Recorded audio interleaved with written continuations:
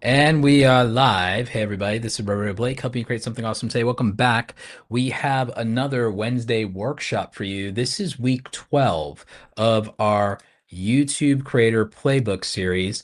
And so we want to make sure that you guys have everything you need to grow from 0 to 20,000 subscribers. Those of you who have been watching the channel for a very, very long time already know that when I was a small YouTuber, I went from 20,000 subscribers to 100,000 subscribers in 14 months. Took me 2 years to originally get my 20,000 subscribers. So we're going to be going through our creator playbook. We have a full presentation for you. And we're going to cover some things for those of you who may not be familiar with our Wednesday workshop sessions. We're also going to be covering my 15-step strategy framework for growing small YouTube channels. And so this is something I haven't shared with you publicly before. We're, of course, going to talk about Ikigai, the fundamentals, audience avatars, and we're really going to go through how to grow your audience, build your content pillars. I'll even talk a little bit about how to properly use YouTube advice correctly, since a lot of people get that wrong and have the wrong idea about YouTube advice and YouTube help content. No surprise there. In general, most people do not understand education as a whole and how to apply it properly in life. We're going to break down some things around how I got to my first 100,000 subscribers. We might even dive into some YouTube analytics potentially. So this just gives you a sneak preview of the full presentation here. And so that is what we're going to be doing in the live stream with you guys tonight. We are going to make sure the slides are available for you after this. We have those available at awesomecreatoracademy.com. We have the previous live streams available. If you go to my YouTube channel, you go to the live tab, we have all 12 weeks available there. On my YouTube channel's homepage, we also have an organized playlist so that you can watch all of the 12 workshops in order. We've been doing this for 12 weeks now. We have a different workshop series coming up after this. We have a 6-week series specifically dedicated on Wednesdays for the business side of YouTube, helping you with understanding setting up an LLC versus an S Corp, a little bit about YouTube taxes. Please make sure you talk to a tax professional or CPA for a lot of that stuff, but we're going to cover it anyway. We're going to be teaching you a little bit about brand deals, finding those, management, working with talent agencies. So we'll be covering the business side of YouTube with our next workshop series. So that will be starting next week. It'll be a 6-week series. It will not be another 12-week series. So that is something to think about. And like I said, we will be doing our deep dive today on how to grow to your first 20,000 subscribers if you haven't done that. And we will be answering some of the questions from the chat, but mostly we will be focusing on making sure we get you the information up front for the workshop. The mods are going to keep track of your questions so that we can put them in the form and we'll answer them once we get through the presentation.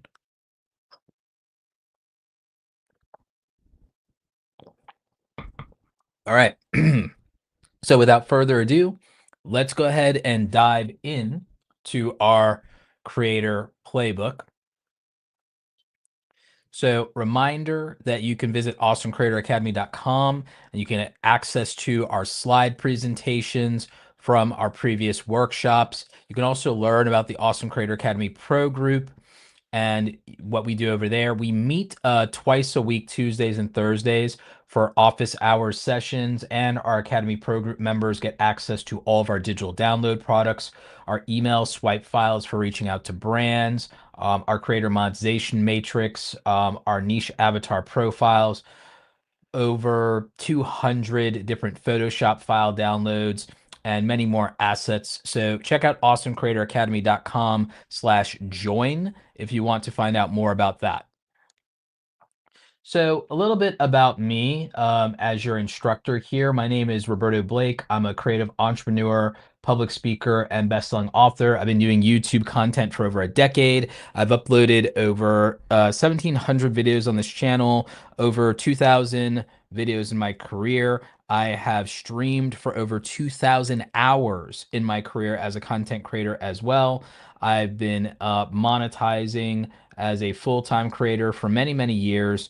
I average maybe 300,000 a year in revenue across all of my different revenue streams, not including the most important one being sponsorship and brand deals being the most important one. YouTube ad revenue probably being one of the lower income streams, if I'm being honest. And so I've been doing this for a very long time. I made myself a six-figure creator even before I started doing YouTube help and YouTube coaching. The coaching business does very well. Awesome Creator Academy generates over $100,000 a year. But my largest income stream by far is still brand deals and sponsorship and UGC. Just like every other full-time content creator, brand deals are my main source of income, but my other ones are not that bad. I still do tens of thousands of dollars a year in affiliate marketing links. In the early days, I made about 1,200 to 1,500 from the Amazon influencer program back when we called it the Amazon Associates program, mostly doing tech and tutorial content before I ever helped anyone grow a YouTube channel. I grew to 100,000 subscribers with tech and tutorial content, made very good money doing that, and ended up getting heavily into affiliate marketing. Used to be my biggest income stream, used affiliate marketing to help me secure brand deals, made that my largest income stream, then started helping and teaching creators with Awesome Creator Academy through the pro group, not from a $500, $600 course. Our main course is the Creator Foundations course, which is free. The mods will make sure you have a link to our free Creator Foundations course. That is a free pay what you want, pay what you can course. Usually people pay $0 or $5. It's kind of your choice of what you want to do there. But as I can tell you, I've actually found the main 7 ways to monetize as a content creator, and I've been successful at pretty much all of them. And so it's something that I've went on to help teach other creators. Now, in terms of becoming a full-time creator, how long does it usually take people to succeed when it comes to content creation and specifically YouTube? 5 to 7 years, typically. Now, that could be discouraging for a lot of you, but the main reason it takes 5 to 7 years is because most people are what I call working class content creators. You work a 40-hour plus a week 9 to 5 job. You may or may not have a family on top of that. And you are making content with these scraps of spare time, scraps of spare energy you have left. It's very difficult. And when you're doing that, you're competing in your niche, not really with any of the small creators getting almost no views. What you're really up against is not saturation, but you're up against the fact that majority of all the views on YouTube and the majority of the views in any given niche go to the top 1% of creators in that niche. The top 1% of those creators absorb about roughly 90% of all the views on YouTube. So you're competing with people who make YouTube their 40 or 60-hour week job and who usually have help from a thumbnail artist, an editor, or both, or a team. Now, again, that's not meant to discourage you. It's meant to help you realize that you're probably not doing as bad as you think, and that you probably shouldn't try to approach YouTube from the perspective that you need to succeed right away or that you're failing. For the majority of creators who are not full time, they just don't have the resources to invest, the time, freedom, and flexibility in their schedule, the manpower, or the experience to grow right away. So we teach you here the snowball method, as I call it, the slow and steady build up method to growth. We don't focus on viral breakout videos because the truth is that most of you are not going to be in position to make viral breakout videos. Again, you just won't have the time, freedom, flexibility, manpower, resources, not if you work a 40-hour a week job.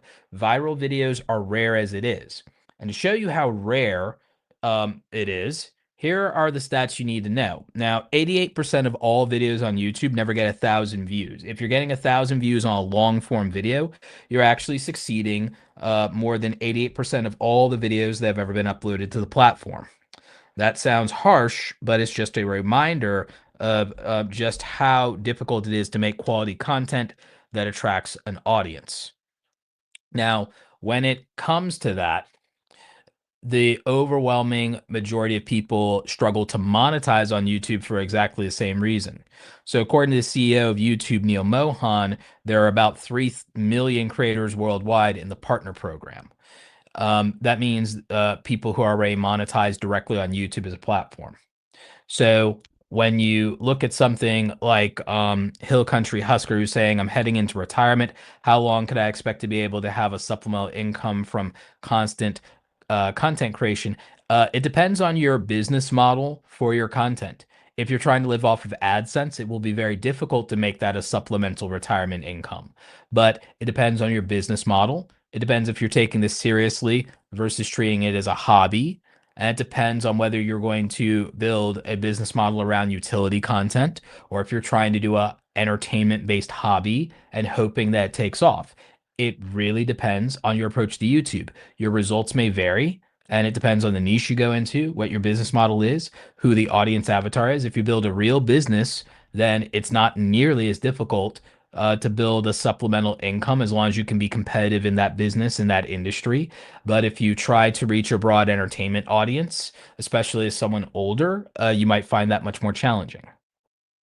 Now, to put YouTube into context here, you need to understand that very few creators even break 10,000 subscribers. 97% of channels on YouTube fail. 97% of channels on YouTube don't get to even 10,000 subscribers, much less grow to 100,000 subscribers. So I got this data from Mario Juice, who is the head of strategy for Mr. Beast. He got this by downloading reports via Social Blade. But there are actually over 114 million channels on YouTube. Most of them are so small, though, that Social Blade doesn't track all of them. I believe it was Nielsen and Clear Media who got us the report that 115 million YouTube channels exist worldwide. That's also something similar that I was told by my contacts at the company. So take that for what you will. Most channels never get to 10,000 subscribers. If you manage to accomplish that, you're doing better than you think. So, what I've developed over the years is basically a 15-step framework for growing YouTube channels. And I've outlined it pretty much here. I think it's important to find your focused niche. A niche is not a prison, it's not a trap. Your niche is not a topic you're stuck with, it's a community that you're happy to show up for. Your niche is like-minded and like-hearted people that share your interest and share your values. So do not think of a niche as a prison. Think of a niche as a community of those like-minded and like-hearted people. Identify your audience avatar. These are those people. Who are your people? Who is the tribe you wish to attract? Instead of thinking purely about the concept of, and we will talk about more of this, instead of just thinking about building and growing an audience, think about attracting a tribe. It will help your mindset. And you need to think about who those audience avatars are.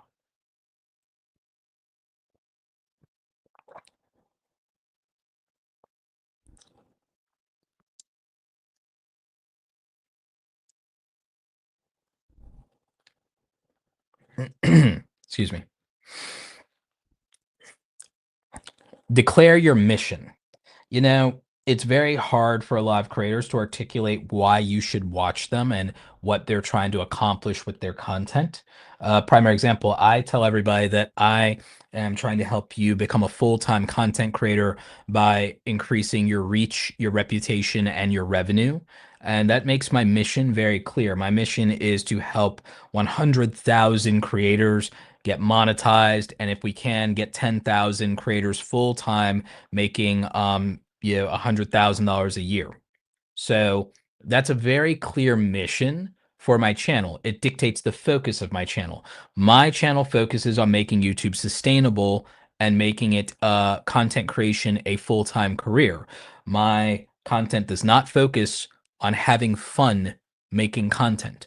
My content is not made for the part-time hobby YouTuber who doesn't take it seriously.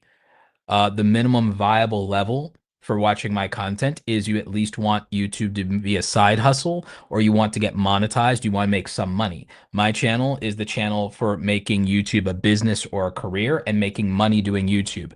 My channel is not for getting famous. My channel is not for having fun.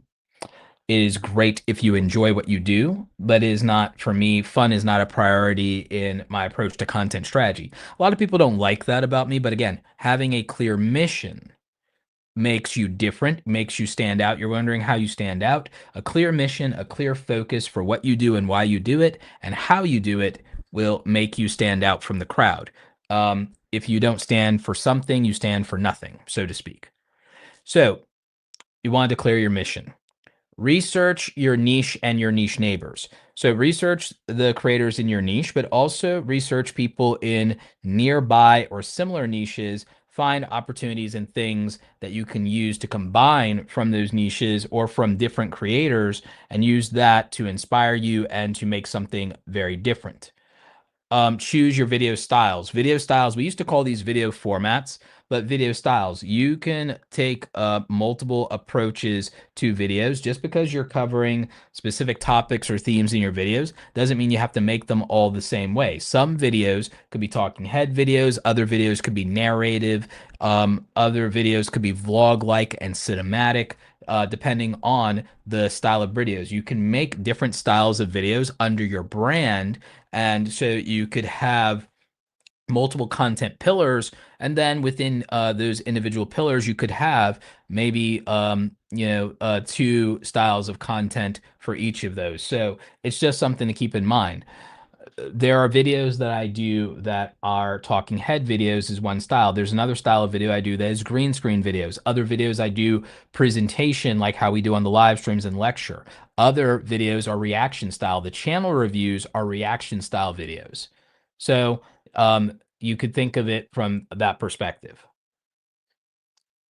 Build your content pillars. Your content pillars are going to be the themes that govern your channel. You can think of these as playlists as well. They're on the homepage. But for example, if I was a camera view channel, and let's just pull this back a little bit so that we can talk here. So let's say that we were doing a camera channel. Let's say instead of doing anything else, we were back in the old days and I was doing a camera channel. So if I was doing a camera channel, my content pillars would probably be individual camera reviews, and camera reviews would be one pillar. Then behind the scenes photo shoots. Doing real world photo shoots would probably be pillar number 2. So, okay, I've reviewed the cameras with you, so we know what the specs are, we know how we feel about it, we know everything this camera can do. Let's use the camera in the real world. So let me take you on a photo or video shoot with these cameras. So those are 2 separate content pillars. A third content pillar could probably be something like doing photo editing and also doing critiques of your photographs and your portfolio. So that'd be pillar number 3, would be these photography tutorials for editing, and also doing reactions and reviews of your photos. So now I'd have 3 content pillars right then and there. A fourth content pillar I could do for a photography channel would be doing photography challenges.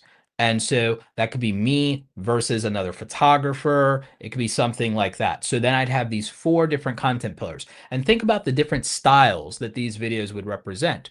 The camera reviews would be cinematic talking head videos that also have product features and b-roll and so on and so forth. So that's one style of video. That's a regular locked off sit down YouTube video. So that's a talking head video with a lot of cinematic b-roll. But the real world behind the scenes photo and video shoots would basically be cinematic vlog like IRL content. So that'd be my reality TV show format for you. That'd be my reality TV style video. The doing reviews of your photography portfolios and also showing you photography editing, those tutorial style videos, that would give me a mix of doing screen recorded tutorials, but also screen recorded reaction style videos. So you see those are different styles within those content pillars and those themes, but the overarching theme here would still be cameras and photography for that channel. So that's something that we would be doing. The other pillar that we talked about would be these photography challenges. Doing challenges with other photographers or solo would still be another style of IRL content. It'd be IRL content, and it'd probably be done in a vlog-like cinematic video fashion.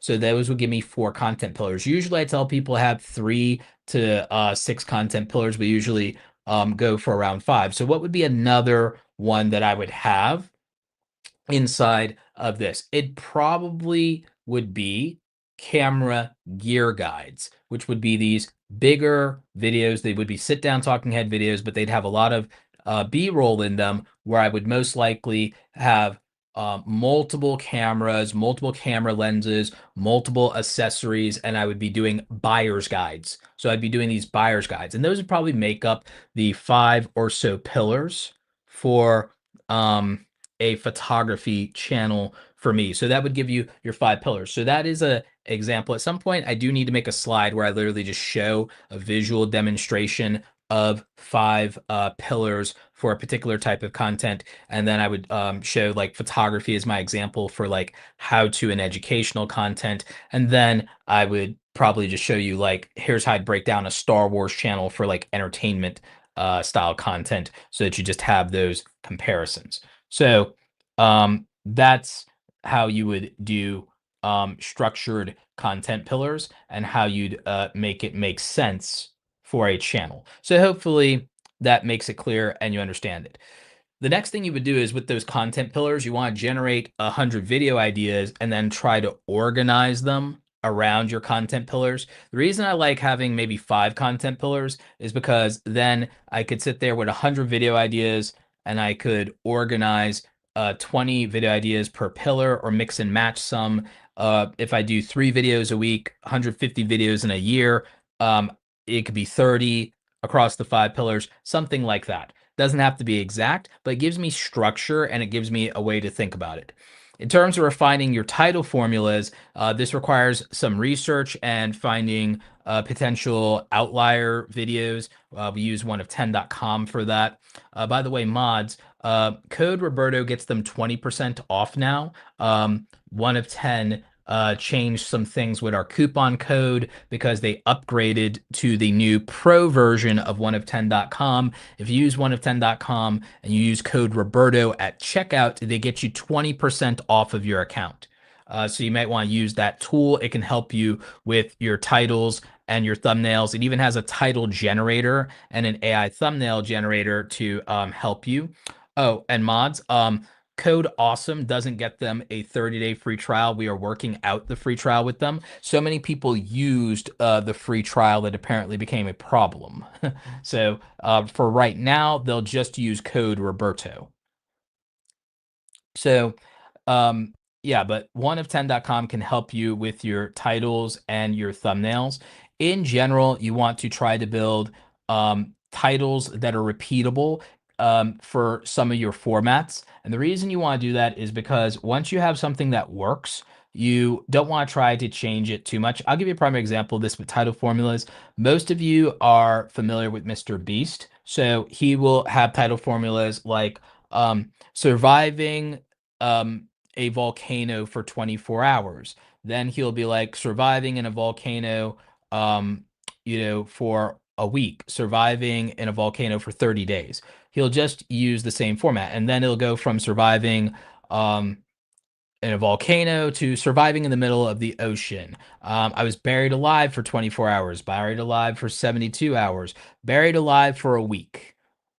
So he will use consistent titling formulas to be able to take a successful video and turn a successful video into a sequel, a trilogy, or a series.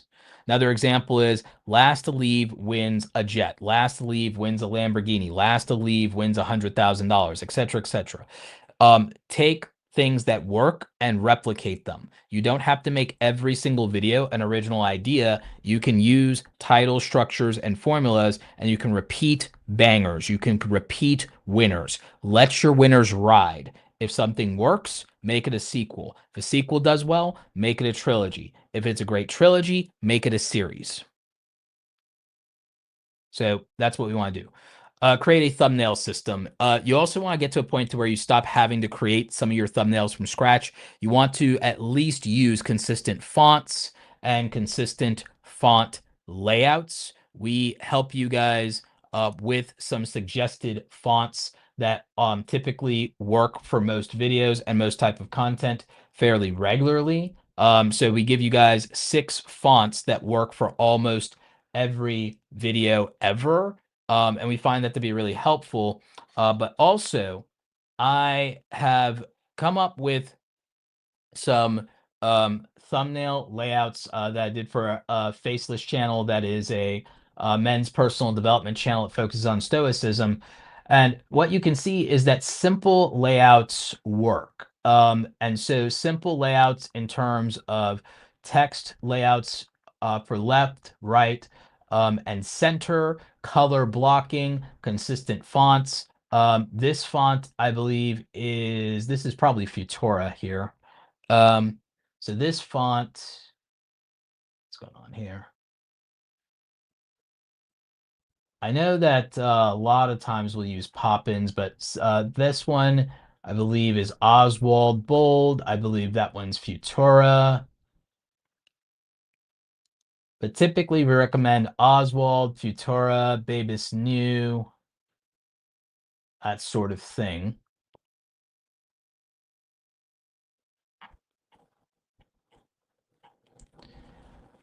And generally it works.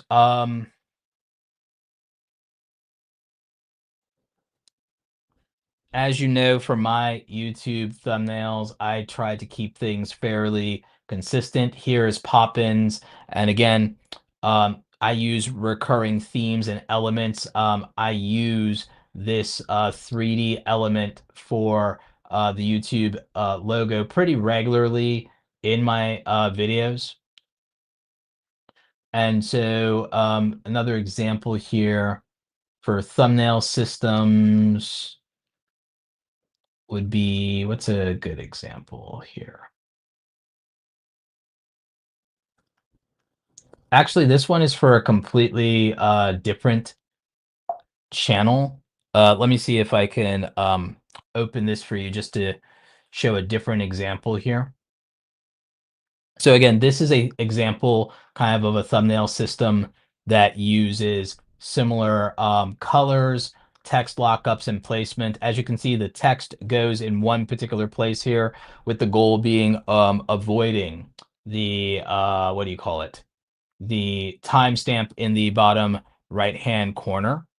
So the useful fonts that we always recommend are bold versions of Bibis New, Poppins, Oswald, Compacta, Open Sans, and Futura. And there is a reason for that. And it's because just generally speaking, we can make really easy to use thumbnails. I think I have another example here.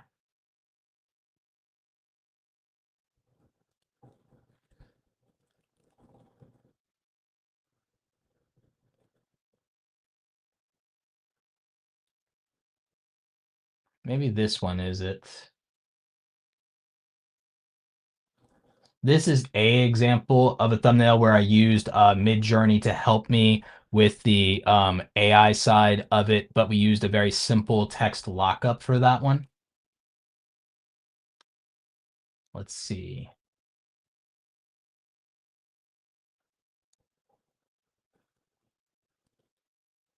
I think this is a general thumbnail layout system here. It'll take a second for this to open up in Photoshop for you.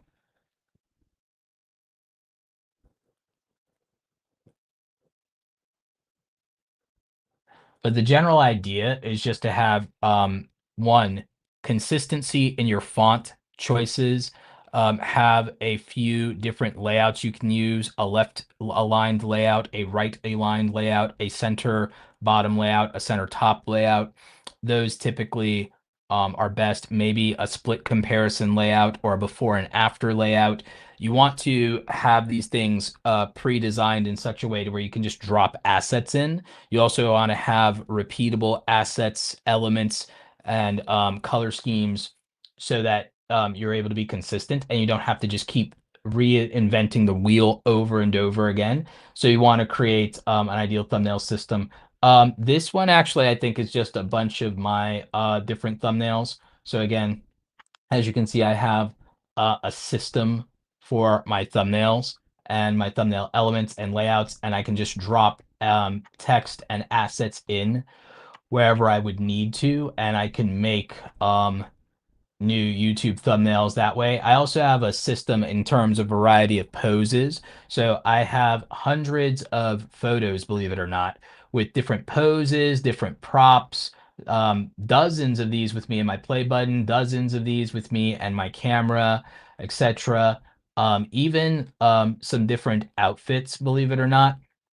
And so this allows me to just be able to make high quality thumbnails whenever I might need to, and just use a lot of the same elements in order to accomplish that.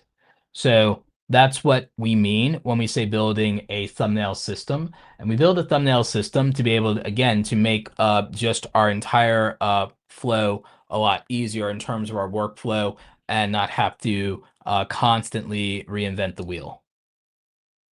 So very important. Plan your launch videos.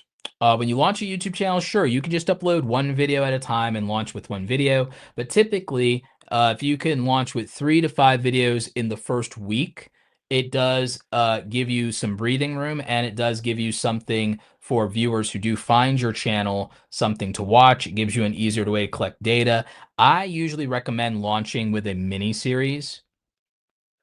And so if you can launch a mini series where there are 3 to 5 videos for everyone to watch to get a sense of your channel and to see that you're committed to this, it could really help you in the early days of your channel. A lot of people get discouraged because they're like, ah, it's my first videos, no one's going to see it. But the thing is, if you do it well and you launch well enough with a mini series, you can set yourself up to where people want to subscribe early on and have some way of decent expectations for what you're going to do, and that you will be consistent, at least in theory.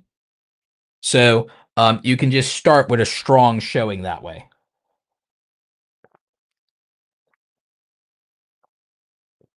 And so I find that launching and having a launch plan is particularly helpful.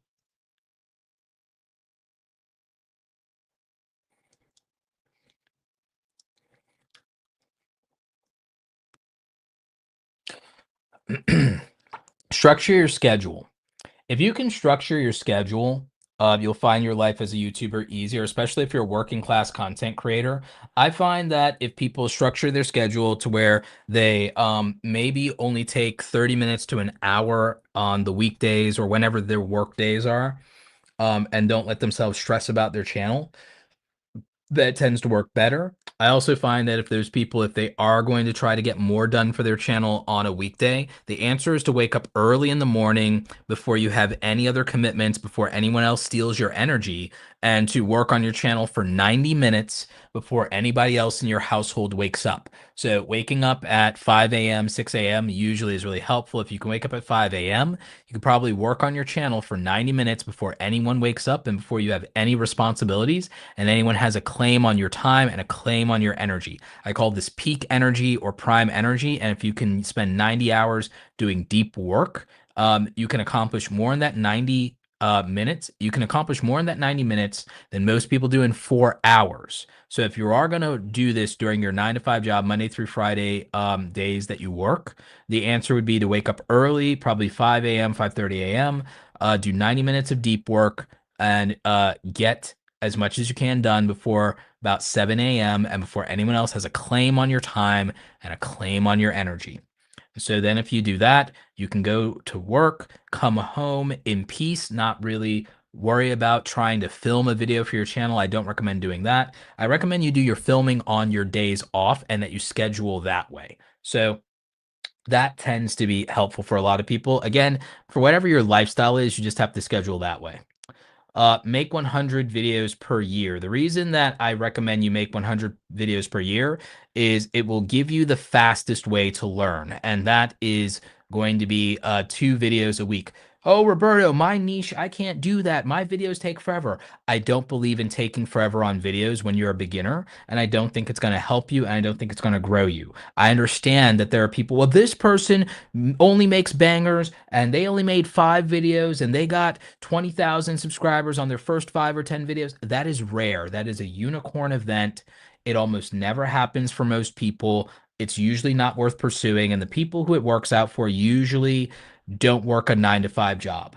They usually are people who are doing YouTube now because they left their job, they have a hiatus, they have a severance, they retired, they're taking time off from school, they might be taking a break from the job, they might be furloughed, they might be laid off and taking their time and seeing if they can get YouTube up and running while they're on unemployment. So they're like, it's not normal circumstances where people, especially most people over 30, are able to just launch a channel with very few videos and be successful. It rarely ever happens.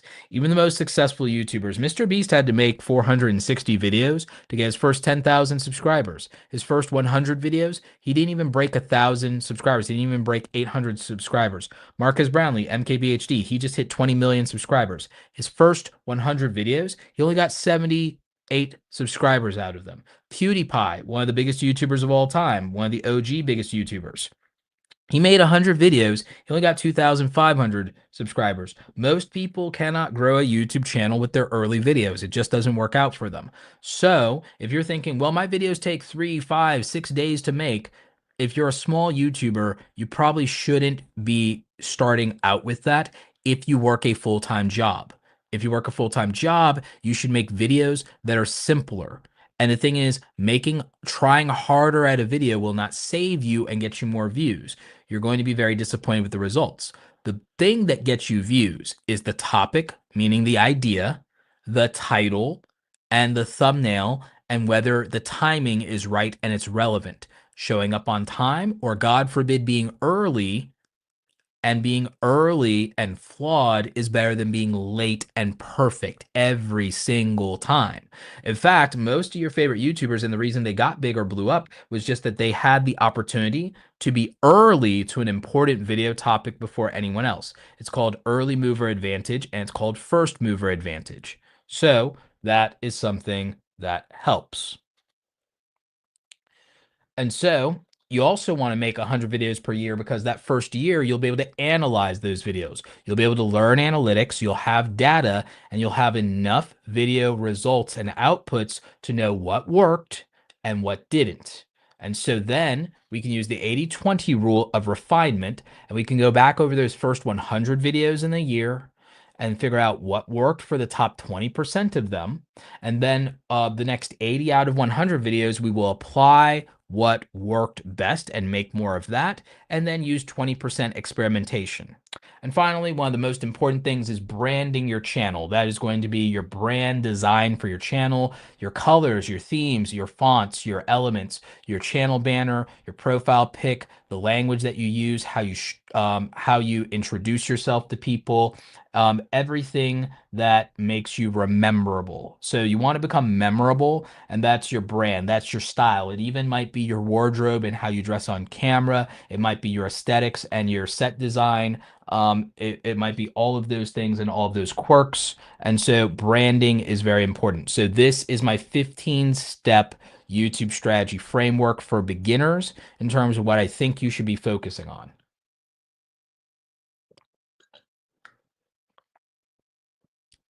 Now, in terms of fundamentals, there are some fundamentals we'll cover, but I want to talk about Ikigai. Ikigai helps you decide what your content is going to be and help you put this in perspective. A lot of people give you bad advice about following your passion. I think you should be doing things you're passionate about, but I don't think most of you qualify, unfortunately, to do your number one passion in the world. Most of you probably don't qualify to do your number one passion in the world because you're probably not in the top 10% of people doing that thing. You're probably not that particularly good at it in some cases. It is what it is. So what do you do then? Okay, Roberto, you're killing my dreams here. What do I do? Well, I'm going to tell you. The thing that you're going to want to do and the thing that would make sense for the far majority of you is actually very straightforward. It's that you do the thing that you are good at and that you're passionate enough at to keep going. That's what you would want to focus on. That's what you would want to do here. If you focus on something that you are good at, that you also are passionate about, it tends to work better. And this is realism. This is what you need. You need skill. And the reason you need skill is because you need to be able to create value for the people, aka the market. You need to be able to create value for them. So usually you need skills that allow you to do that. So you have to like something enough to be good at it, and you have to actually be able to get better at it. And people have to desire and want this thing. And you also had better learn how to properly monetize it so you do not starve to death. That is important. So I would say you have to balance, can I make money at this and what's the business model for it? And I better learn. You better figure out whether or not there's a market of people, and that market of people, they shouldn't just share your interest. You should be attracting a tribe that shares your values. So that's why I say tribe is important. So your vibe attracts your tribe. You want to focus on what is the tribe I want to attract? Who are my audience avatar? What do they like? What do we have in common? What are our values? What are our interests? Where do we align? Align with that audience, align with your tribe, attract your tribe. So you want to do that. You want to be passionate about things. I would say that passion should be a fuel that drives you, not a force that leads you. You need to be led by purpose. Ikigai helps you find that purpose. Your process is the vehicle. So if your passion is the fuel, if that's the gas in the tank, then your process is the vehicle. Your how is the vehicle. And then ultimately, I would say that your purpose is the destination. And if we're talking about money, profit is the engine, keeps the thing running. So that's why that would be important. Ikigai. Find your Ikigai. And Ikigai, by the way, for anyone asking, is from Japan. It's a Japanese philosophy of basically your reason for being, why you wake up in the morning. Find your purpose. So, creator fundamentals, themes, tribe, talent, total addressable market. Total addressable market is how many people can care about this idea. Transformation. What is the transformation? What happens before they watch this video? What happens after they watch this video? Topic, title, thumbnail, timing. This is your packaging. We could also throw triggers in there. How are you triggering an emotional response from the audience? How are you compelling emotion? Testing, usually A/B testing of thumbnails, very important.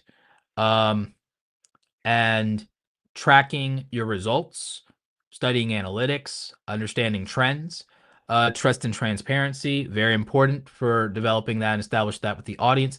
Testimonials, you want people saying good things about the comments. You want people sharing your videos. You want people recruiting for your channel. And then takeaways. What is it that people find value in when they watch your content? And that works for both entertainment and education, by the way. Audience avatar. Who is your audience? Who is the audience avatar? We bring up this phrase so much. What does it mean? You have to understand people's problems, preferences, and priorities. And if you understand that about them and their psychology, then you can attract your tribe and you can serve them well, and you can serve them better than someone who doesn't know this. A lot of content creators, they might be good at getting attention, but are they good at keeping it? And get all attention is not equal. It doesn't do any good to go viral for something that gets you canceled. You might want to grow, but do you really want to be infamous? Do you really want to be infamous? So that's a problem. A lot of people blow up their channel, but also blow up their life because they don't understand their audience. And you have to understand what will turn people off. So that's something that becomes very important.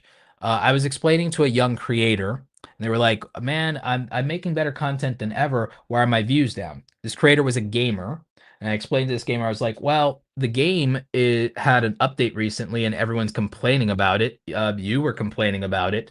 Um, is it possible that if the game has a negative spiral and the community is upset right now, is it possible that less people will watch content if the game is not doing well? Can your channel really do better than the game is doing itself?" And that was a wake up call for that creator.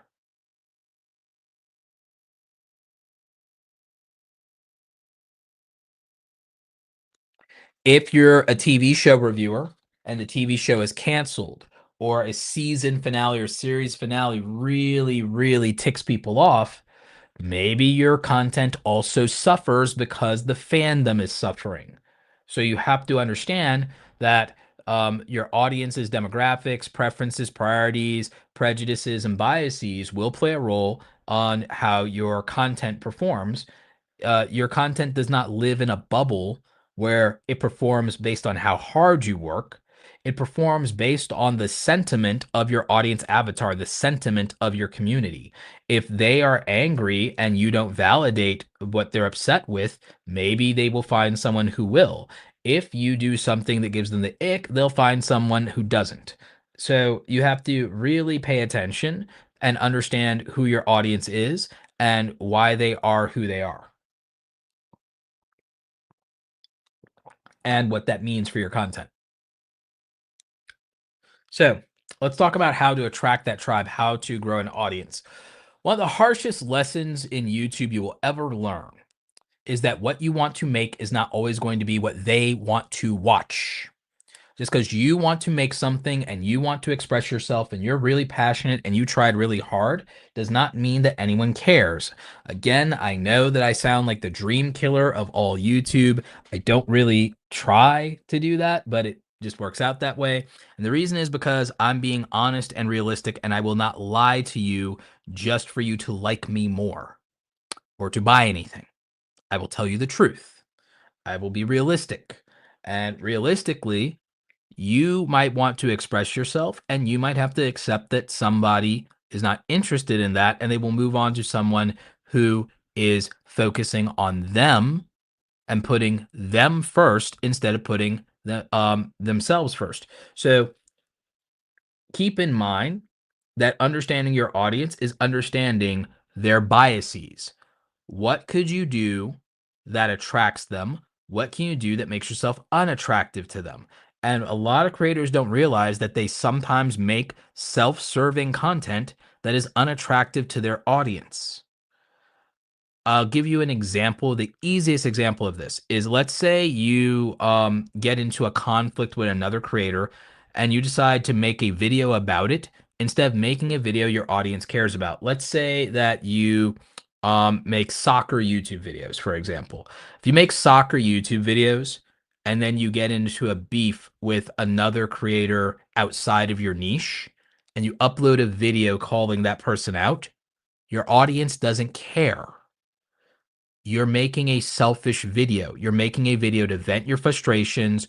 You're looking for validation. You're looking for attention. You're looking for support. Your audience was looking for a video on their favorite soccer player. They were looking for a video on Manchester. They were looking for a video on the playoffs. And instead of giving them something that they were looking for, you decided you needed to be validated and that you wanted support and that you have a beef with this like YouTube gamer or something that you got into an argument with, and your audience isn't even in that niche and they don't care.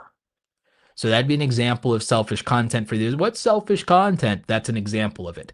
Making a video your audience has no reason to care about that is self-indulgent and is largely you wanting to be validated. So, what you want to do is this. You want to always ask yourself, how does this video put my audience first? If you struggle to answer that question, it's probably not a video you need to make, even if it's a video you want to make. If you want to make that kind of video, I'm going to recommend that you have an Instagram account and that you make Instagram Reels and Instagram Stories and build a personal brand on Instagram. And you let YouTube be an audience first platform and use Instagram and TikTok to express yourself. So that would be an example of how you can balance. Well, I want to feel like I'm being authentic and I want my audience to see the real me. Fantastic. Your polished content lives on YouTube. Your personal content lives on Instagram and TikTok. That is your answer, harsh as it may be. So we grow an audience by actually prioritizing the audience. So what does that look like? Value for the viewers, topic, title, thumbnail, and timing. This is one of the most important slides I've ever made. This one teaches you the intersectionality and relationship between topic, title, thumbnail, and timing. Topic and timing are the intersection of being relevant to somebody.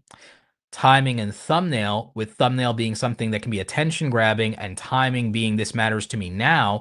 Thumbnail, this matters to me most. Timing, this matters to me now. So that's priority. That makes you a priority. Title and thumbnail are your play for attention. Overarching topic and title communicate what you're interested in and why you're interested in it. So this Venn diagram is the perfect intersectionality to help you establish the concept of value for the viewer. Now, value is different than quality. Quality content isn't what gets you views. Value-based content is what gets you views. So to give you the real world example of this is a book is judged by its cover. So this is my book, Create Something Awesome, How Creators Are Profiting from Their Passion in the Creator Economy. The book is judged by its cover. It's judged by its back cover because that's your at a glance way to understand the value that I can deliver. And so you're making a judgment call based on packaging. You are making an at a glance value judgment of the book. You have no idea what the quality of the book is because you have not read the content of the book. So the content and its quality is not what makes you decide to buy a book. It's the cover and the back cover. It's the social proof of the author or the social proof they convey on the front or the back. So those are the things that ultimately decide whether or not you're going to get a book, not the quality of the content. A YouTube video is no different. The thumbnail is the book cover. That is what does it. The back cover, you could think of that as even the title and the description. So those things all are your at a glance value judgment as to whether or not you're going to click on a video or buy the book. It's the same thing. The quality is the experience you have when you read the book, in the same way that the quality is the experience you have once you've watched the video. So that is what ultimately decides how content is going to perform. It's the at a glance value judgment. And that's based on the topic. I'm in or I'm out. The title, I understand it or I don't. The thumbnail, it gets my attention or I don't. The timing, it's relevant or it's not. Those are your binary decision making factors in whether or not you will watch a video. You have no idea how well it's edited. You have no idea how hard someone worked at it. All you have is the at a glance value judgment as a viewer.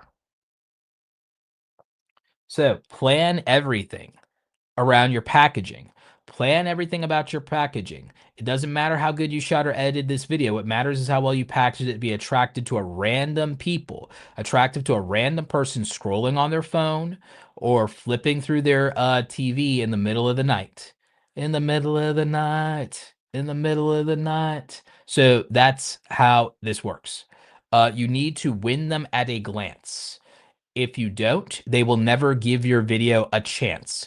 Packaging isn't everything. It's the only thing To, riff off the great Vince Lombardi, winning isn't everything, it's the only thing. Well, I say packaging isn't everything, it's the only thing. This is what decides views. Bottom line.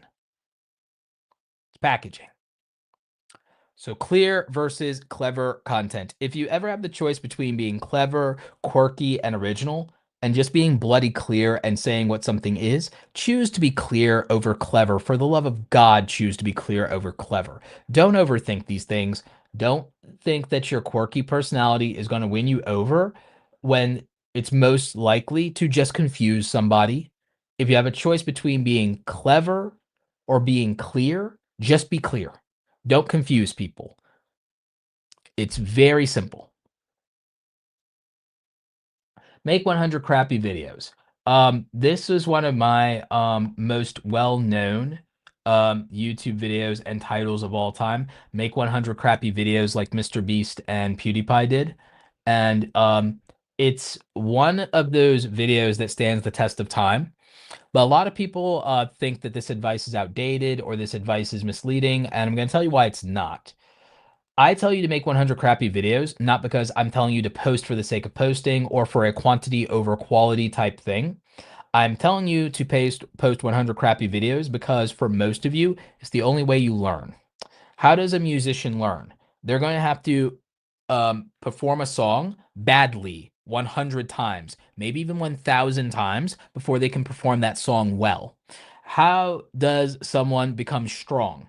You're going to do 100 crappy push-ups before you can do 100 push-ups without dying. Your first 100 push-ups are going to suck. They're going to be crappy. Your form is going to be bad. Your butt's going to be all up in the air. Your arms are not going to be straight. And you are going to probably look terrible doing it. Your first 100 pull-ups are going to be crappy. You are going to probably miss the majority of the first 100 shots you take at a basketball goal. You most likely are not going to be able to do your first 100 videos any justice. Your first videos will most likely be the worst videos you ever make, as my friend Sean Cannell would say. Your first videos are your worst videos. So my answer is to get it over with in year one. In the first year of your journey as a content creator, you should go ahead and make 100 videos. And if there are videos you want to make to express yourself, if there is selfish content you just want to see exist out in the world, go ahead and get it out of the way now. Get it out of your system, get it out, get over yourself, and just get it out there. Go ahead and know that you're going to make these videos. And when you look back on them, when you made video 101, everything will feel like a piece of crap compared to video 101 if you've done this correctly. Because if you've done it correctly, you learn something. You learned 101 lessons along the way. You learned a lesson every time you upload. You got 1% better every single time you worked on this. And therefore, you should see a significant difference between video 1 and video 101. And if you've done this right, you will look back on almost every single one of those 100 videos and say, this is a piece of crap. Because what you can do now will make everything you did before look terrible by comparison if you've done this correctly. If you failed to do this correctly and you just post to post, there will be no growth. And by growth, I don't mean audience growth. I mean there will be no improvement in the look and feel of video 1 versus video 101. And I say this, and I'm sorry to call you guys out, but I say this mostly to the YouTube gamers watching or listening to this. Most of you YouTube gamers do not improve your content over time. You just make the same crappy video over and over, which is not what I'm telling you to do. I don't mean make the same crappy video 100 times. I mean improve, improve, improve, and get less crappy every time you are doing this. And again, most gamers do not put in the effort. I'm just calling you guys out. It's the truth. I've coached hundreds of you gamers. I know what I know. And the truth is, most of you do not make the effort to improve. You are still trying to just make what you want to make because you think it's cool. So you're not putting the audience first there, and you're not trying to improve. It happens. But that's the key to this. The key is that you're trying to do the best that you can and you're trying to improve what your best is. The same way you would as an artist, the same thing you would do as a musician, the same thing you would do as an athlete. Nobody starts out drawing perfect lines, perfect circles, perfect art. It just doesn't happen. You don't wake up coming out of the womb playing the perfect violin solo. It doesn't happen. You have to work at it. You have to practice. You have to have things on the coal pile. No one gets anywhere with practice. Practice without practice. Practice makes progress. So, yes, make 100 crappy videos is still good advice, and you need to do it. And then your next videos will be better. Your next 100 videos will be better, and your next 100 videos after that will be better. That is the goal. If you cannot improve after 200 to 300 videos, this may not be for you. It may just be a hobby. It may not be something you're capable of doing. Making content pillars. We talked about this. Variety content is basically dead on YouTube. I'm sorry, you're not going to be able to make a video channel where you do fishing one day and then do video games the next day and then do movie reviews on day 3. It doesn't work. I'm sorry. Does not work. So, what you want to do is you want to find something that you gravitate toward and then try to make that as interesting as possible and build out different content pillars around it. So, like I said, with the example of a photography and filmmaking channel, I would probably make camera reviews. Then I'd probably make behind the scenes videos showing you real world photo shoots. Then I'd probably make videos where I do photo challenges against another photographer. Then I'd probably do reaction videos where I react to your photos and I critique them.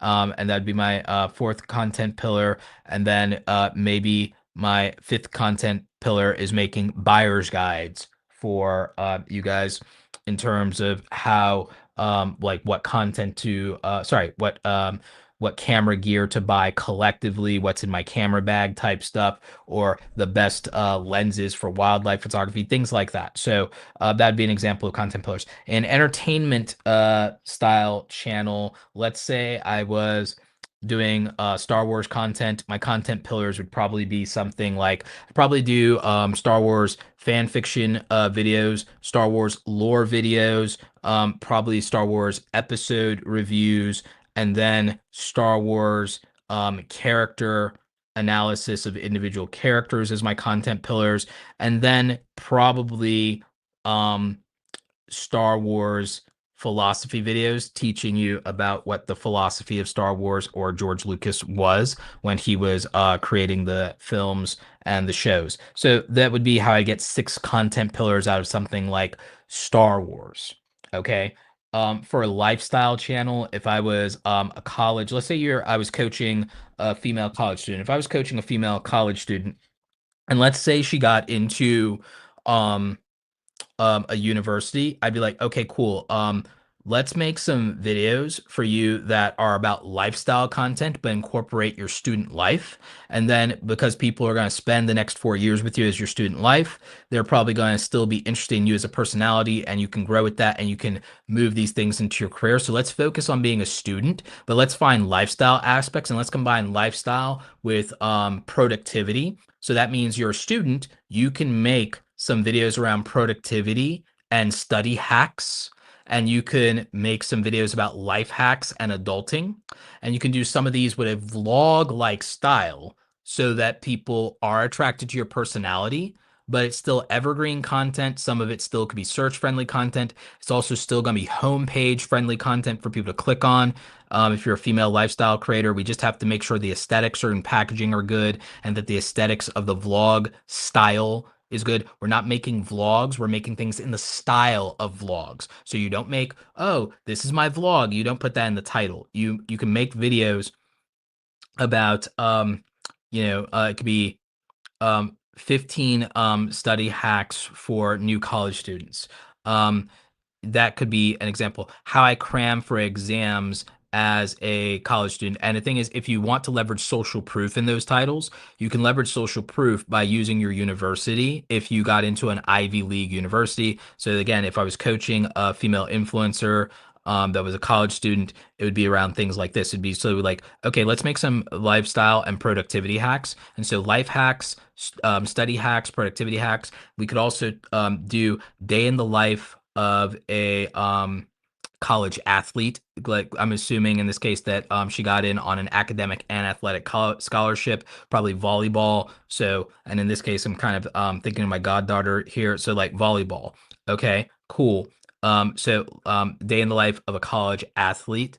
That's a video series, and you could do different videos around that. It still ties into this overarching theme of I'm a college student. Here are videos that relate to my life as a college student. If you're of my generation, come watch me figure out how to be an adult. If you're younger than me, hey, look at me. You're going to be like me in a few years, or you might want to be. And so you would do things like that, and you would build out those pillars. So you would build out these pillars to have some variation of variety within a theme that's overarching. In this case, it's, my life, first time living alone in the big city in college. It's that whole thing. It's a lifestyle channel. So you could also get out of that some aesthetic things like a series on cleaning and decorating your dorm room. And so that allows in that channel a thing that makes sense for the college viewer, the college student viewer. The audience avatar for this is someone who is going to college or wants to go to college or who missed out on the college experience. That's why they would be watching. So that's the audience avatar. So what appeals to that person? Dorm life videos. And so in the dorm life series, you get to do things about cleaning your dorm, organizing your dorm, decorating your dorm, setting up your dorm for the holidays, packing up your dorm to go back home. So you get to do dorm life videos. You get to do study with me videos. You get to do um, you know, uh, s- um, student hacks. You get to do videos, and then as you start to get phase out of the college thing, it's about figuring out your life as a young adult. So adulting with me, adulting 101 type content. So there's all these things you get to do.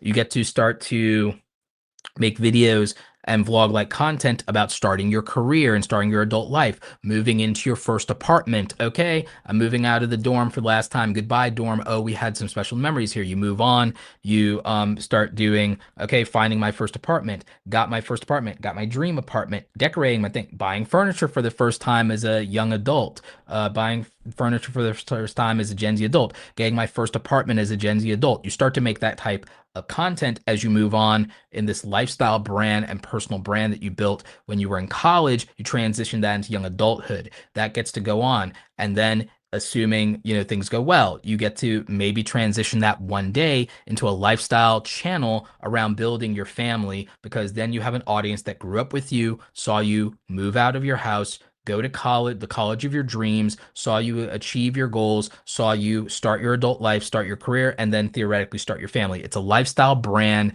that you could probably live in for 10 or 15 years. That's how I would coach a content creator to do variety content without doing variety content. That's how you build content pillars within a lifestyle brand that lends itself to some variety, but with an overarching theme. And the themes can change in a seasonal way in your season of life if you do it correctly. So that would just be an example. Improve constantly. Improving constantly is very important to this whole thing. You want to constantly be evolving. You want to constantly look at specific areas of improvement. I wanted to see myself improve as a public speaker and as a presenter. My earliest videos, if you go and watch my earliest videos after this, you're going to see I was not anything special, and I was very, very bad at YouTube. In fact, it'll be probably very hard for you to make worse YouTube videos than mine as far as my early content. I really don't think a lot of you could make worse content than I did when I started my YouTube channel. But I got better at it, and that's because I didn't stop making videos. You have to be consistent. Now, I wasn't consistent until 2013. I had barely uploaded any content in 2009. I think it was like 4 videos. I barely uploaded in 2010. I think it was 5 videos. I didn't have an audience in 2013 at all. I didn't have an audience in 2013. You can go check. And why? Because I wasn't uploading anything and I wasn't taking it seriously. But when I did, I got better. I got better at speaking. I got better on camera energy. I started bringing that big creator energy, started having more confidence. And it wasn't that I gained more subscribers and then became more confident. I became more confident and that attracted more people to me. And that's how I grew my subscribers. It's because I became more confident. I became a better communicator and I became better at connecting with an audience on an emotional level. And so those are the things you would want to focus on and you'd want to improve when it comes to your initial YouTube journey is you really want to focus on things like being a better presenter, being a better speaker, editing. The biggest YouTubers, they're not all editing in a fancy way. A lot of them are not the fanciest editors in the world. A lot of them just focused on being clean and fast editors and not really doing anything fancy, no fancy tricks. I might be one of the only large YouTubers who still edits all their videos. I might be one of the only ones who actually knows how to green screen well. Um, and I don't say that to brag. I say that to say most of them outsource this very early, and so they're not even. And a lot of their editors are not doing stuff that are particularly hardcore. So a lot of people, it's not editing that carries them. It would be their ability to produce good content, plan good content, present and deliver and perform good content. Those things matter a lot more than you would think. So it's more about what you can do on camera than what you can do in the edit, if I'm being honest. It's young YouTubers who created the trend of hyper editing and fixating on editing and making editing cool and doing this retention based dopamine hacking. A lot of you, if you just make very clean content and the audio is good and you just sit down and you film it or you vlog it and you make it clean, you make the camera shake not too bad, the audio is good, you'll be just fine for the most part. Most of you, that's all you really need to be doing.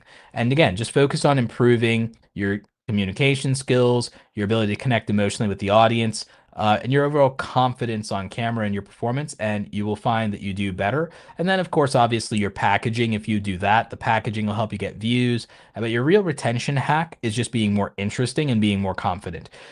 Most of life, once you get past the aesthetics and packaging of attractiveness, will come down to if you can be in at least if you can make yourself, if you aren't inherently physically attractive, dress very well, and then be very confident, be an excellent communicator, and be able to read a room and read people cold and connect with them emotionally.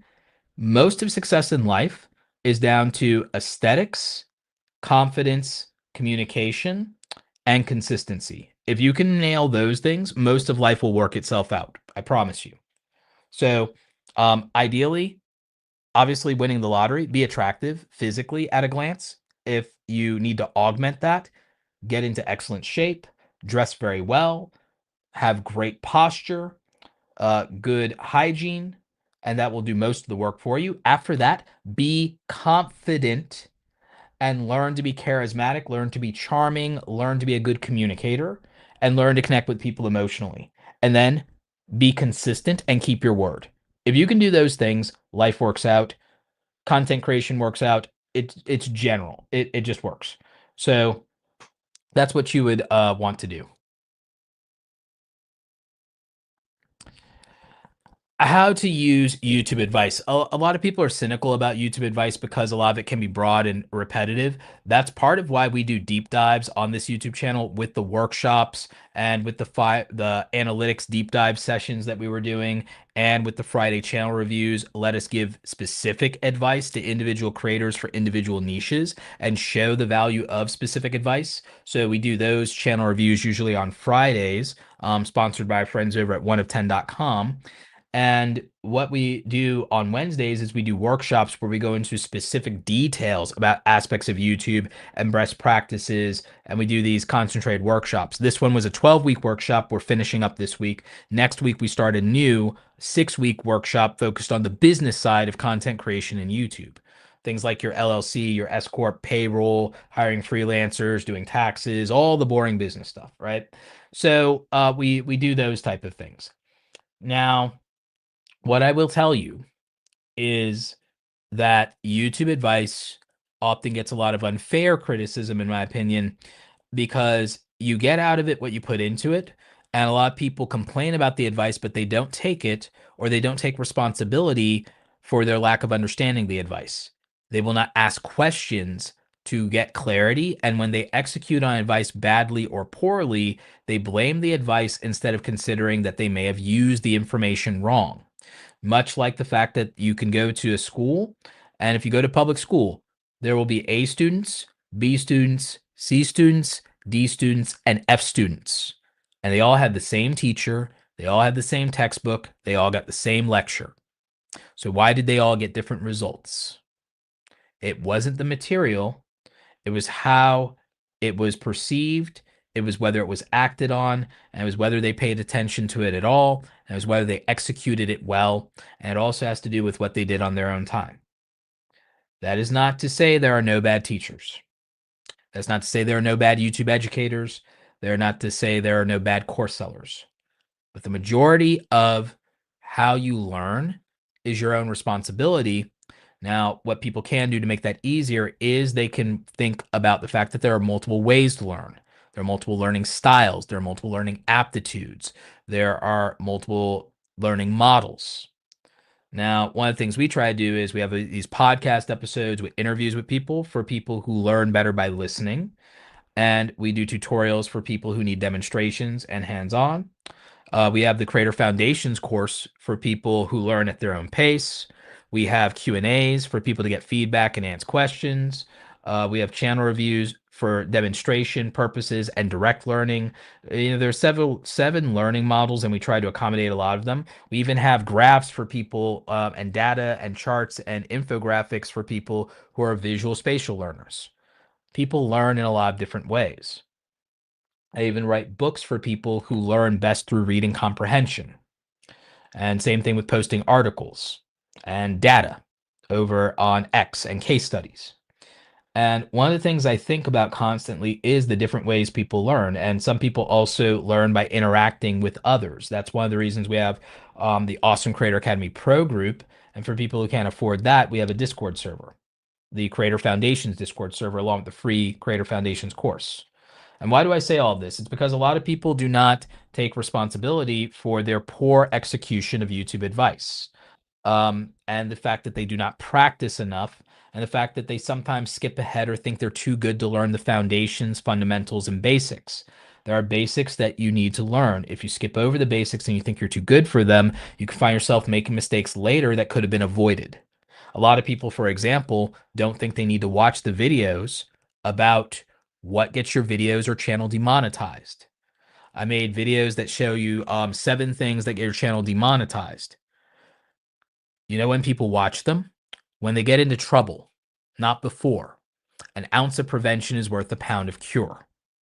So you might want to learn YouTube's policies of what will get your channel deleted from YouTube and banned, or what will get you demonetized before it happens to you.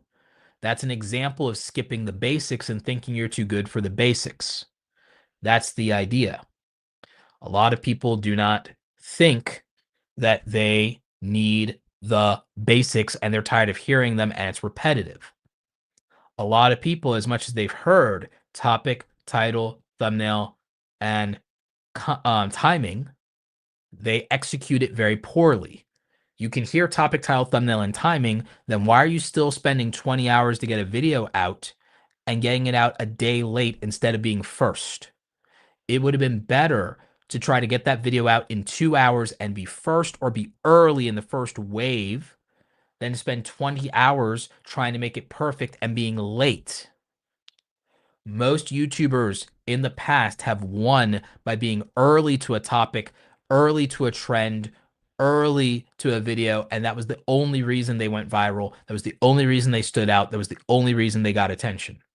Being early and imperfect is better than perfect and late, and it's not even close.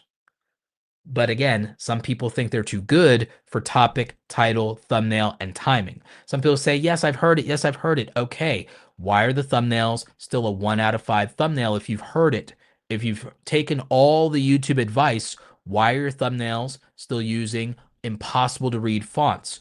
Why is your font layout still so bad? Why is your font color still so bad against the background color of your video and doesn't have proper contrast for readability and accessibility? Why is it that somebody who's colorblind can't see your thumbnail because it's too cluttered and it's garbage? Why is your thumbnail not accessible?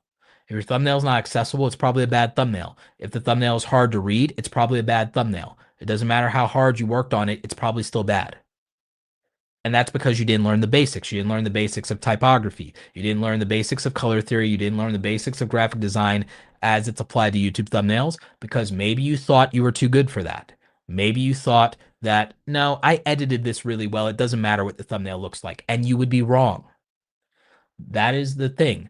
You have people who swear up and down they've watched 100 hours of YouTube advice. If they've watched 100 hours of YouTube advice, why do they still have bad thumbnails? Something so simple. Something so simple. What's the point of watching 20 hours of thumbnail advice and thumbnail reviews if your thumbnails are still going to be bad? If you're not going to work to improve them, if you're not going to learn the basics of here are the 6 fonts you should use. Here are the color combinations that make sense. Oh, here is why I don't put white text on a white background because people cannot read it.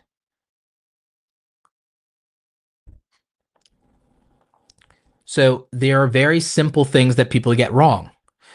Oh, I've watched so many videos about YouTube titles that I'm still not getting views. Then why do I go to your video and why is your video title at a 12th grade reading level when the average American has a 3rd to 5th grade reading level? If you learned so much about YouTube advice and you watched all the videos, why is it you don't know that the average American has a 3rd to 5th grade reading level and that you should have put your title back through ChatGPT and had ChatGPT simplify your video to where your title is at a 3rd to 5th grade reading level? If you watched all the YouTube advice, why do you still have a 5-second animated trailer at the beginning of your video and waste the viewer's time and have them clicking off the video? And why are you still losing 60% of your audience in the first 30 seconds of your video? Because your title and introducing yourself and talking about what you're passionate about instead of just getting into the bloody video. You see, most people say they watch YouTube advice videos, but they're watching to be validated. They're not watching to hear anything. They're watching to be motivated. They're watching to be validated. They're commenting and chatting to be validated in what they're doing.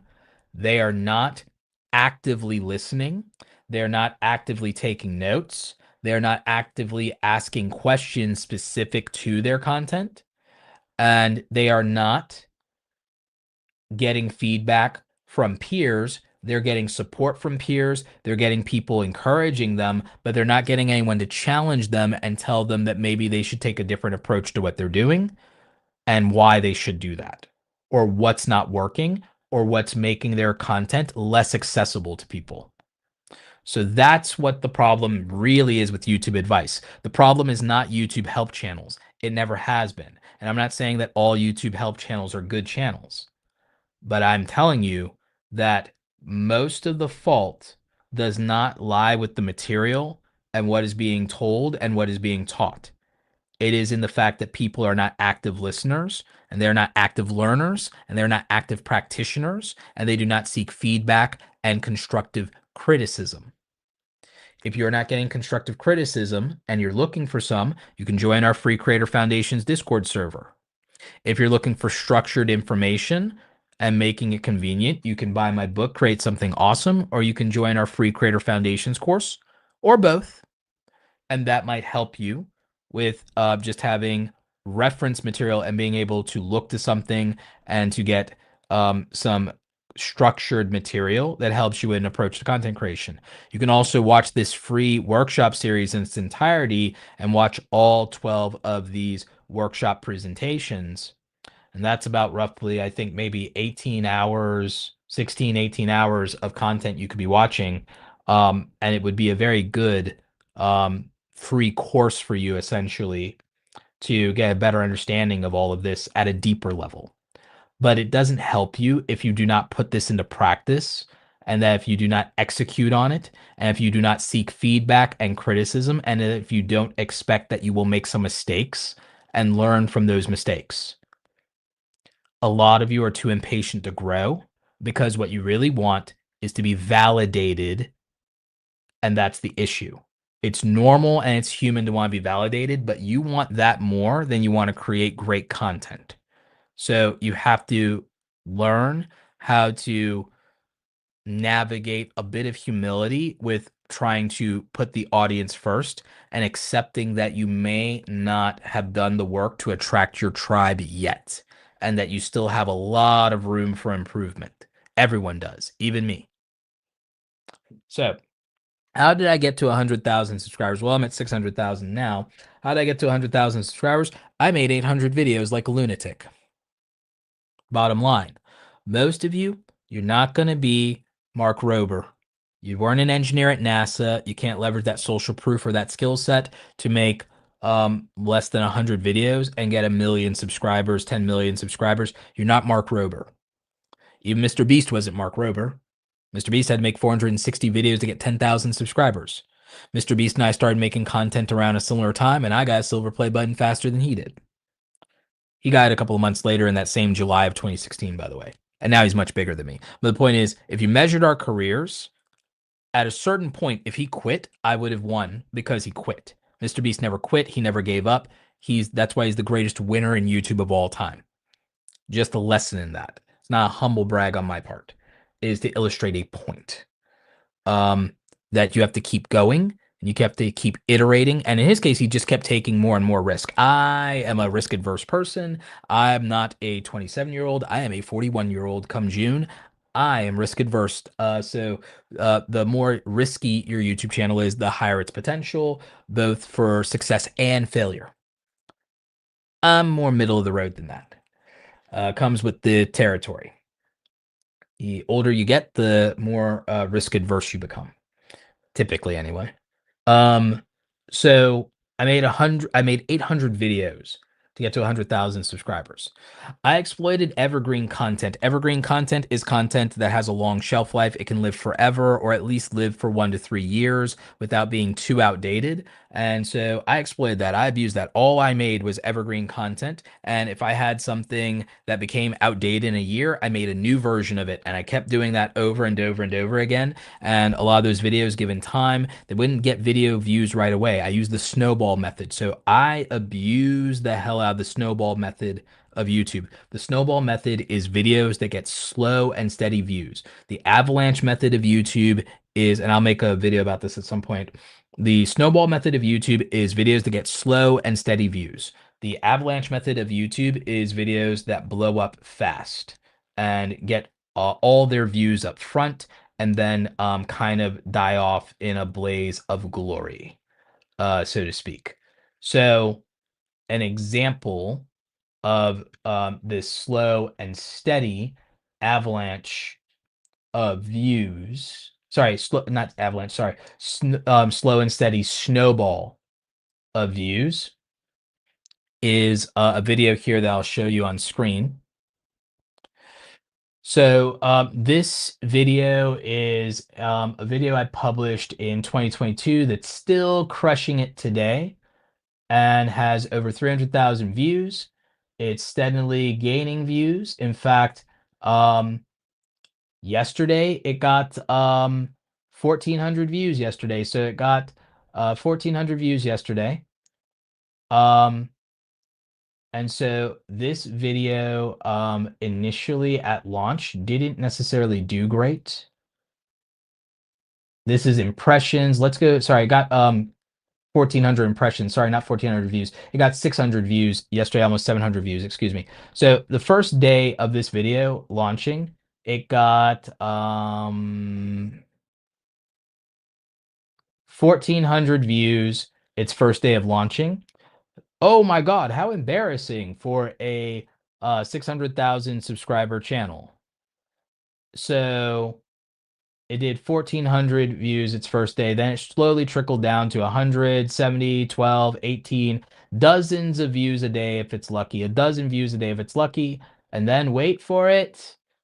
Snowball gains speed, snowball gains speed, snowball gains speed, momentum, 200 views a day, 200 views a day, 100 views a day, 300 views a day, snowballs to and it keeps picking up and gaining momentum and speed, and that snowball keeps going and going and going and gaining momentum, and now it's a juggernaut of a video. And given time, let it cook, let it cook. 325,000 views. If I got embarrassed by the fact that this video did not initially do well at launch, which it did not, its first 24 hours were abysmal. Look at its first 24 hours. That is abysmal. It's not good. It's not good. But given time to cook, it did all right. 300,000 views. So my strategy in YouTube throughout my entire career has been to abuse the snowball method of evergreen content that can keep getting views indefinitely. Indefinitely. So that has been how I've done it. So there are, other examples of this in terms of videos usually revolving around Adobe Premiere Pro, typically. So an example of that, this video, I can't show the first 24 hours because this is such an older video.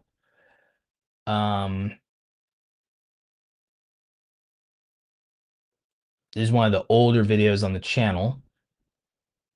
Lifetime views on this is going to be about 700,000 views. In fact, YouTube's struggling to get the data right now.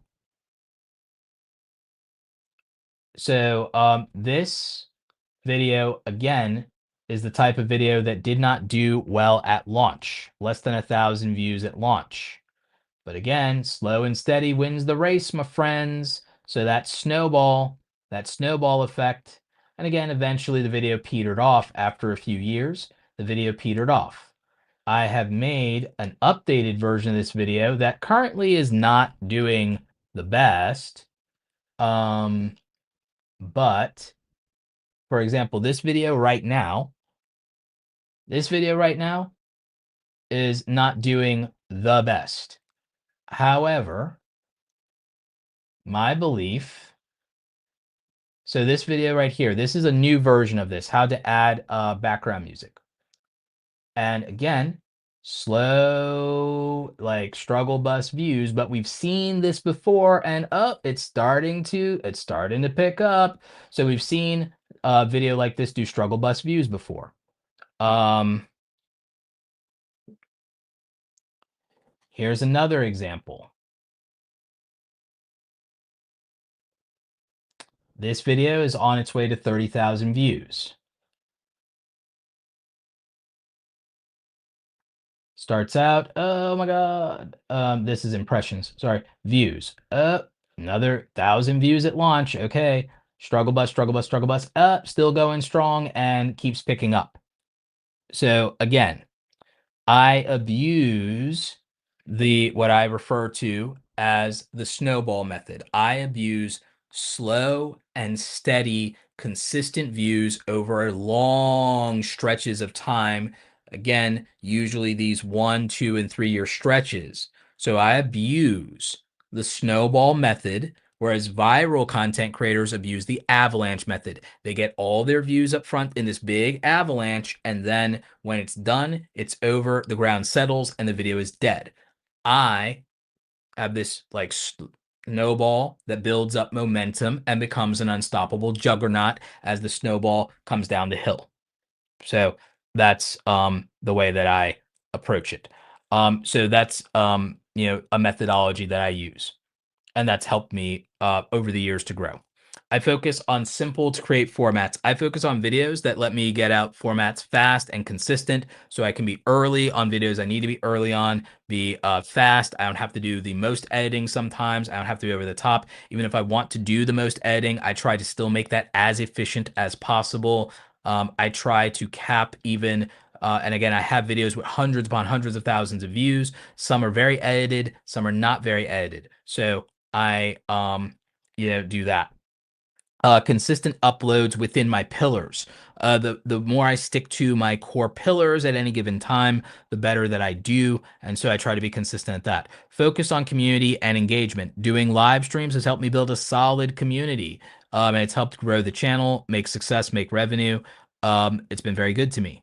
When I was growing to 100,000 subscribers, I replied to every single comment until it became unsustainable. But until about 100, 150,000 subscribers, I replied to every single YouTube content on comment on every single video, and that's how I did it until it was unsustainable.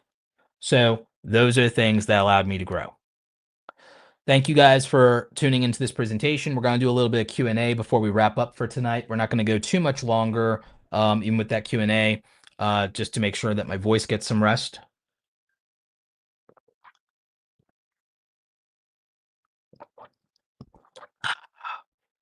But we want to invite you to join us in Awesome Creator Academy and make sure that you have the opportunity to learn more about that.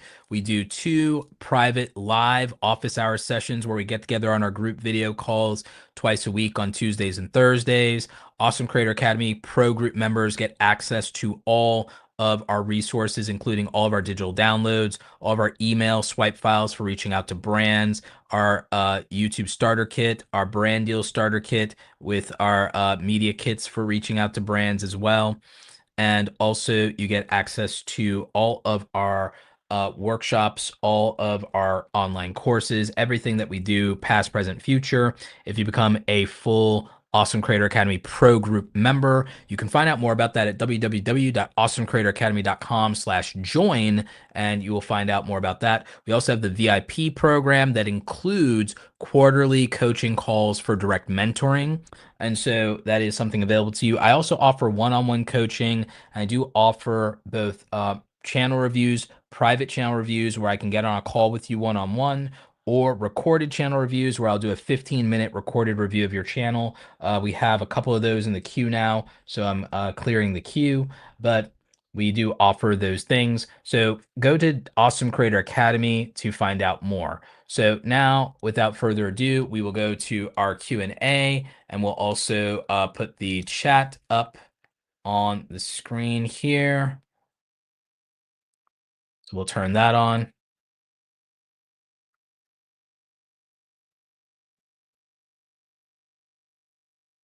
So let's see, that's solo, and that is presentation mode. All right, so that should be chat mode. So hopefully eventually chats will show up on the screen here on the sidebar. This is a new thing that StreamYard is doing to where you can have your chats show up. So there's Katie. So Katie says we have 2 super chats. All right, so let's get to them. We have Dex, not Dexter. So is there any benefit to starting a fresh channel for AI now that I'm gaining traction since my current one had mixed content like layoffs and tech? If you mean, is there a benefit to doing a fresh tech channel that's just tech and tutorials? AI and tutorials? Probably there might be. And if you can get 2 monetized YouTube channels in a growing niche like this, then yeah, that'd probably be great for you. So no, I don't hate this idea at all, to be honest with you. So I'm good with it. Yeah, I don't see a downside for that. Kraton TV for 499 super chat says, "Hey Roberto, what's your opinion on making custom thumbnails for shorts? Should that be left for long form content only? Thanks, God bless." So I love this question. I think it depends on what your goals are for the YouTube Shorts and also how you're packaging them. YouTube Shorts can appear on the YouTube channel homepage. They can appear in a lot of different places in YouTube. And so if you like the idea of the custom thumbnails from a branding or attention grabbing standpoint, and you can make them more clickable, that can help you. So I don't see a problem with it as long as it's not taking up too much of your time. I don't see a problem with it, especially if you like showing your YouTube shorts on your homepage, then, and you also see it show up in YouTube's homepage, then yeah, I don't see a problem with doing branded thumbnails at all.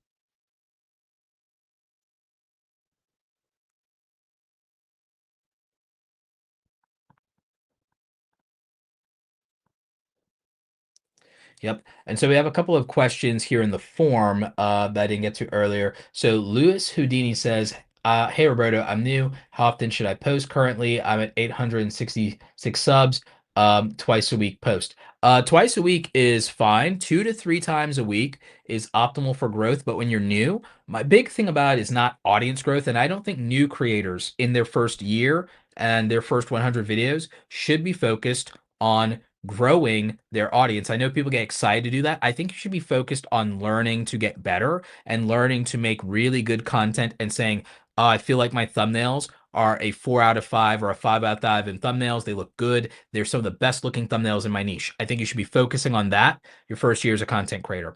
I think you should be focusing on, wow, I really got some titles and I figured out how to get, 1,000, 5,000 views on these videos with these titles. I learned to get more views than I even have subscribers on these videos. My titles are coming along. I feel like I'm becoming a better headline writer. You should be thinking about that. You should be thinking, I feel really good about my confidence on camera. I don't make as many mistakes and have to edit them out. I don't stutter as much. I don't get as nervous. I think you should be focused on like becoming a better speaker, being better on camera, getting your comedic timing, your charisma, and being like, okay, yeah, that's what I think people should be focused on in their first year.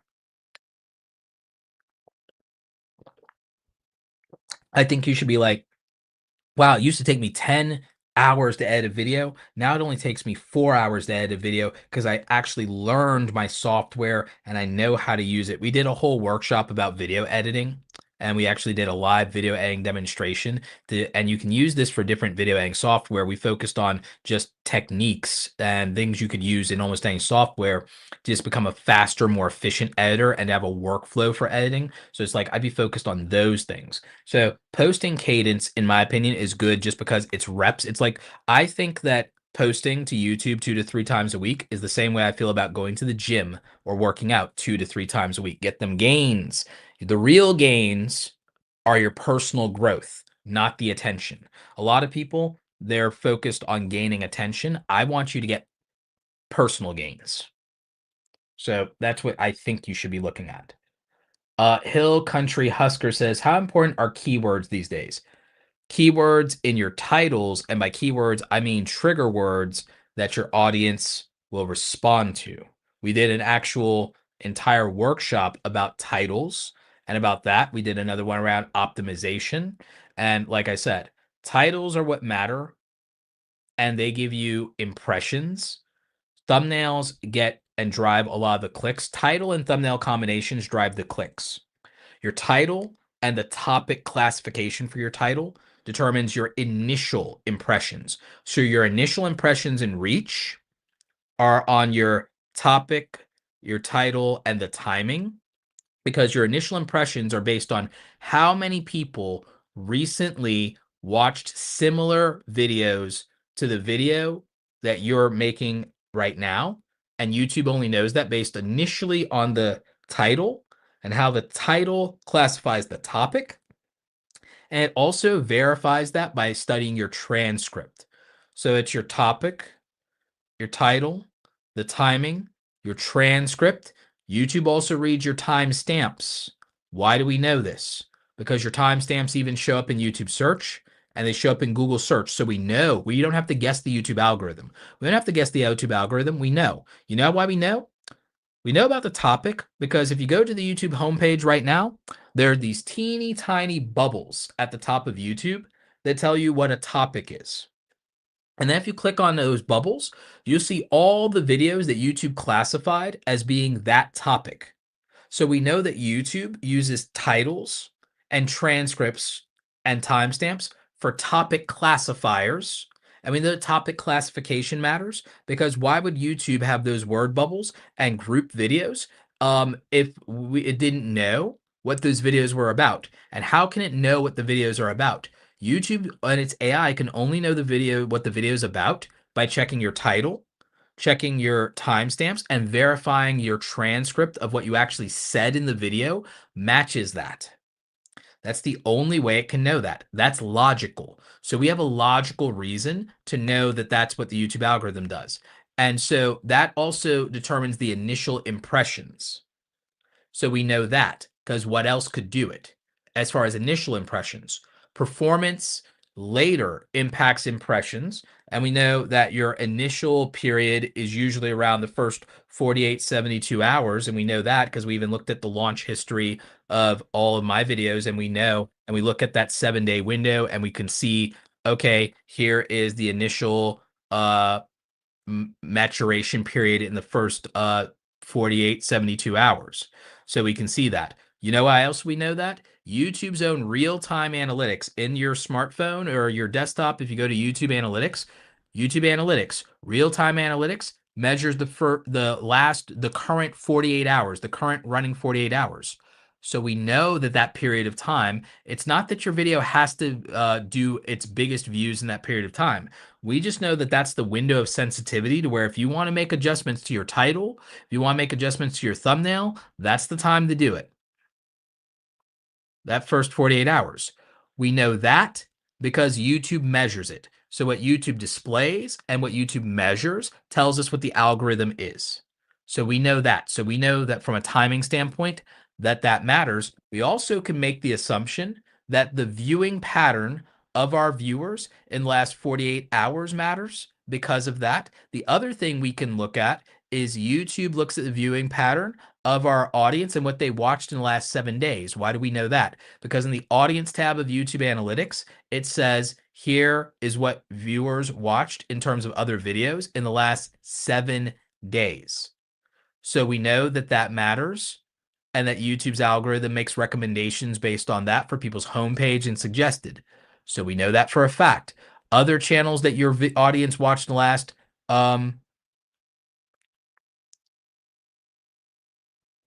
other things that YouTube's analytics says is here's the other channels your viewers watched on YouTube in the last 30 days. So we know that the 30-day watch history matters. We know that the 7-day watch history matters, and we know that the 48-hour watch history matters, and we know the previous last hour watch history matters for relevancy of recommendations to a viewer because we know that because YouTube measures it and tracks it and puts it in our analytics. Whatever YouTube measures is what matters. If something matters, then something is measured. So we know that.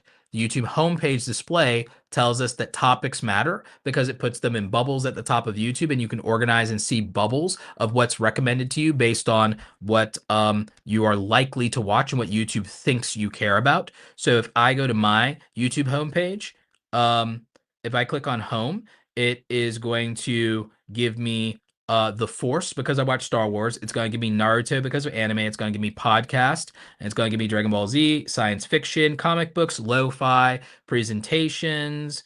And so, yeah, those are the word bubbles that exist in my YouTube homepage because it's telling you here's the content that Roberto would watch. So it knows me extremely well. So that's what it's categorizing. So that's what my personal YouTube algorithm as a viewer actually is. So that would be important. And we will get to some of the other questions you guys have here in the chat. I'm just giving somewhat of a lecture here so that we all have the information because I just think it's really important to know. So those would be things that are important. So the most important thing is obviously your title, your transcript, and your timestamps. And your title and your transcript and timestamps also inform YouTube of what topics you can be classified for. And obviously, the timing and relevancy of those things would matter, whether you're trying to be relevant and timely right now up front or evergreen and everlasting for the future. So those things would all matter. And we know it because YouTube measures those things. It displays those things. Those things show up in Google search. When we search for things, we can see them by timestamp and so on and so forth. So again, what's displayed matters and what's measured matters. So we have a question from Sarah Dawn. Question, I've got a YouTube short where I want to change the thumbnail. I know how, I've done it before, but no longer have the option. It seems to be a known bug. Any info would be helpful. You got to reach out to Team YouTube about that if it's a known bug. Nothing I can do on my end. Hill Country Huskers question, can you expound on content pillars? We already did. We did a whole section on that. So reference that in the replay. Hill Country Huskers ask, how important or influential are shorts that are created from long form content to driving more views to the long form content? They matter for podcast and interviews and not much else. They matter for podcast and interviews and much else. They're not going to help most content formats outside of that to try to pull people that way. Shorts viewers usually have a preference and bias for shorts content, and they don't code switch from watching short form to long form without a reason. The main reason would be, here's an interview. Oh, I want to watch a clip. Oh, this is a clip from an interview. I want to see the full interview. Oh, this is a debate. I want to watch the full debate. Oh, this is a podcast. I want to watch the full podcast. So usually most people do not move from short form to long form. There's a reason for it. They are watching short form because they want to scroll right then. It's a low agency act, so they don't want to transition to high agency content. Let's see.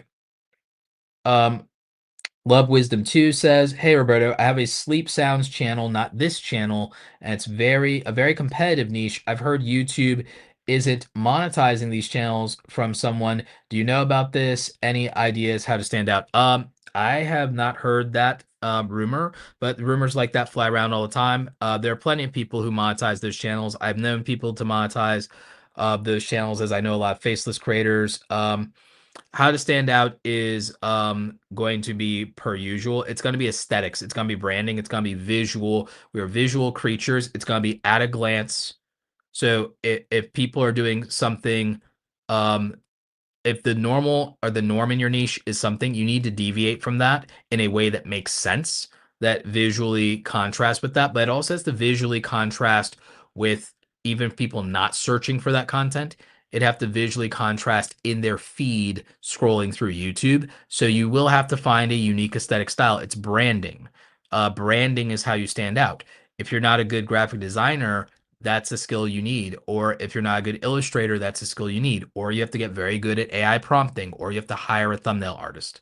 But it's going to be that we are visual creatures. It'd be the same thing if you had a sleep product and everybody else's pill jar is green. If your pill jar was purple, you would stand out on the aisle. So if you guys are worried, how do I stand out? Think about how you stand out on a grocery aisle or a shopping shelf, or again, if someone was scrolling in Amazon looking for a product. It's visual. You stand out through aesthetics and branding. The Thinker's Bible. Question, Roberto, how long would you let a video flatline before removing it, or would you keep it posted no matter what?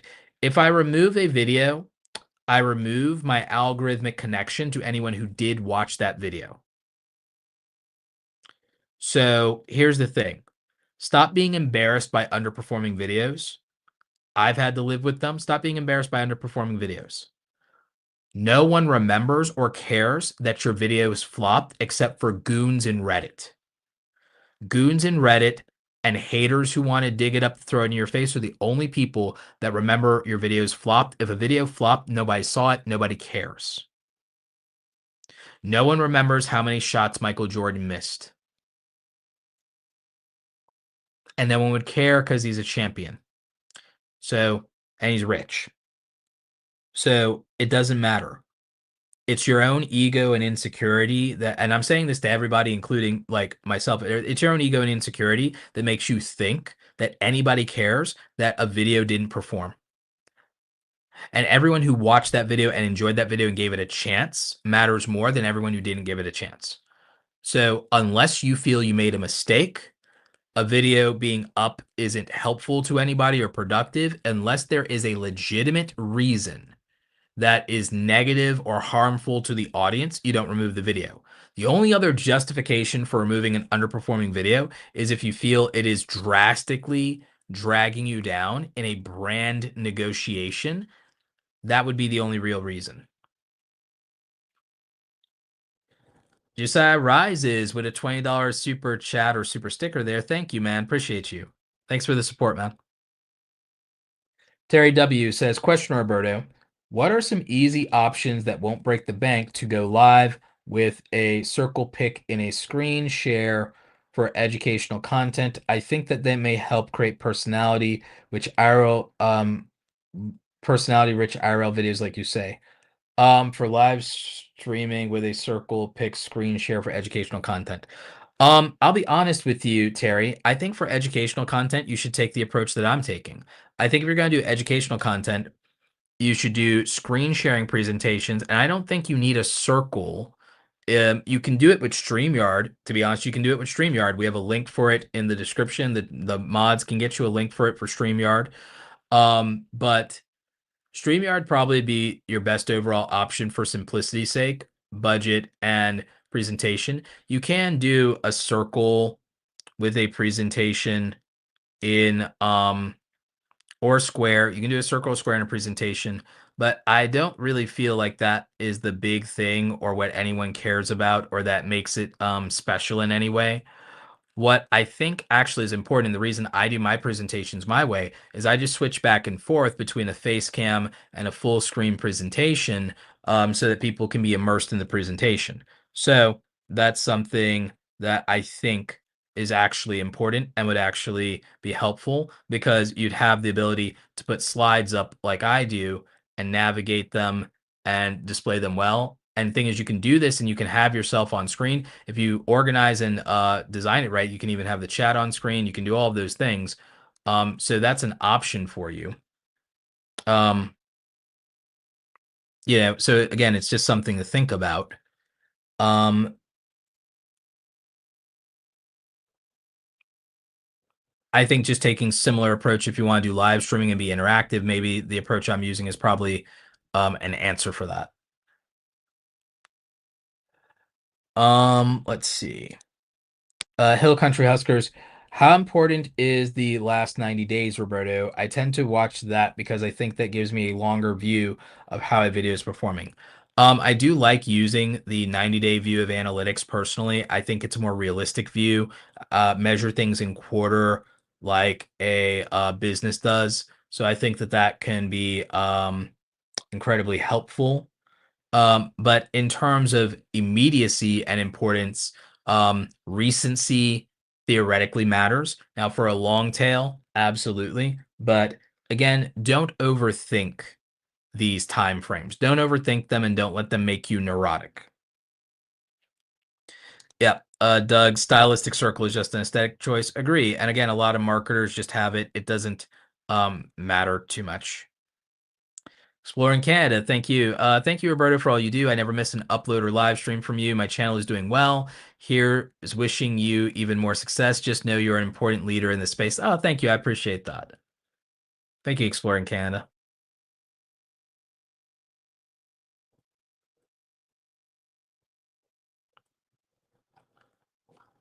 Yep.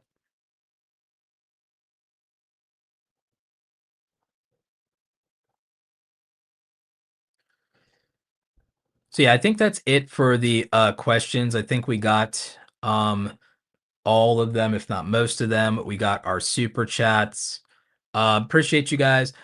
Just remember, I'm going to be speaking at VidCon June 21st, which is my birthday. I'm also going to be moderating a panel about short form content strategy on the 19th, I believe, as well. And so I'll be in LA during that week. And then after that, I'll probably come back home real quick, and then I will, before I have another speaking engagement, take a quick mini trip to New York. So I'll be doing those things and having some adventures. I'll come back before 4th of July. And so, yeah, thank you everybody for joining the workshop. Again, this is week 12 with us wrapping up our 12 weeks for YouTube beginners. So we have a couple of things going on for this one. After the stream is over, I'm going to try to make sure that the link for the downloads for this week is working and available for you. Hopefully, I'll have it in the morning if I don't finish it tonight. I might decide to go to bed on time. So if nothing else, I'll finish it and get it out to you in the morning. The slides are already done. They just need to be uploaded and linked properly for you. So we'll add that to the description for the replay. The replay of this stream will be available on YouTube in my live tab on YouTube. So whether you're watching on Facebook, LinkedIn, we have across all the platforms, 341 people watching right now, LinkedIn, Facebook, Kick.com, Twitch.com, X.com, YouTube. So we have 6 platforms via StreamYard that we're streaming to, with 341 people watching live across all of them. We definitely appreciate you all. We're going to make sure that the stream is up for you on YouTube permanently there. If you go to my homepage, we have a playlist for the workshop series for this 12-week series.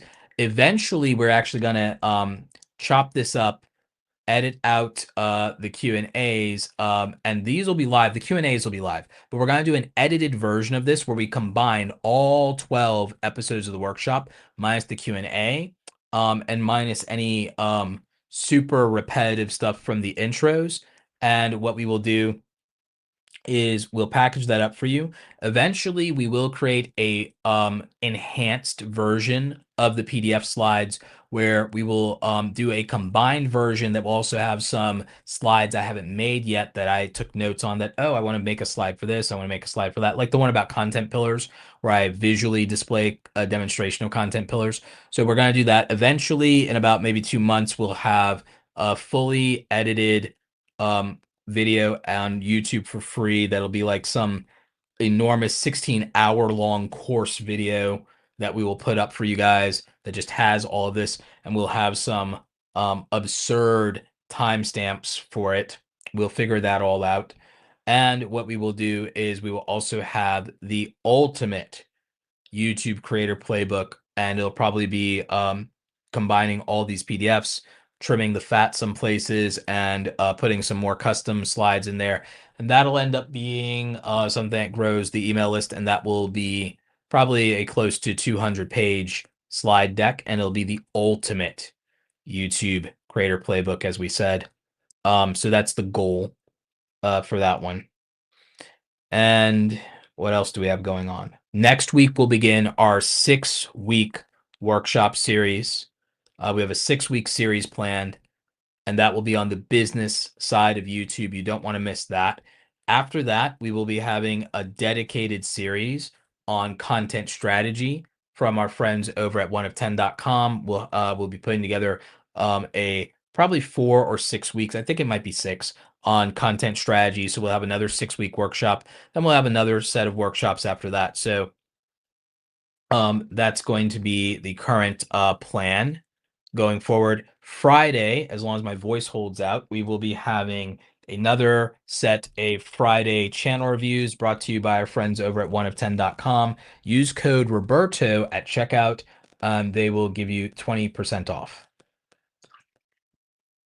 I believe that's a 20% off for the lifetime of account. Sorry to all the early birds that missed when we had a 50% discount.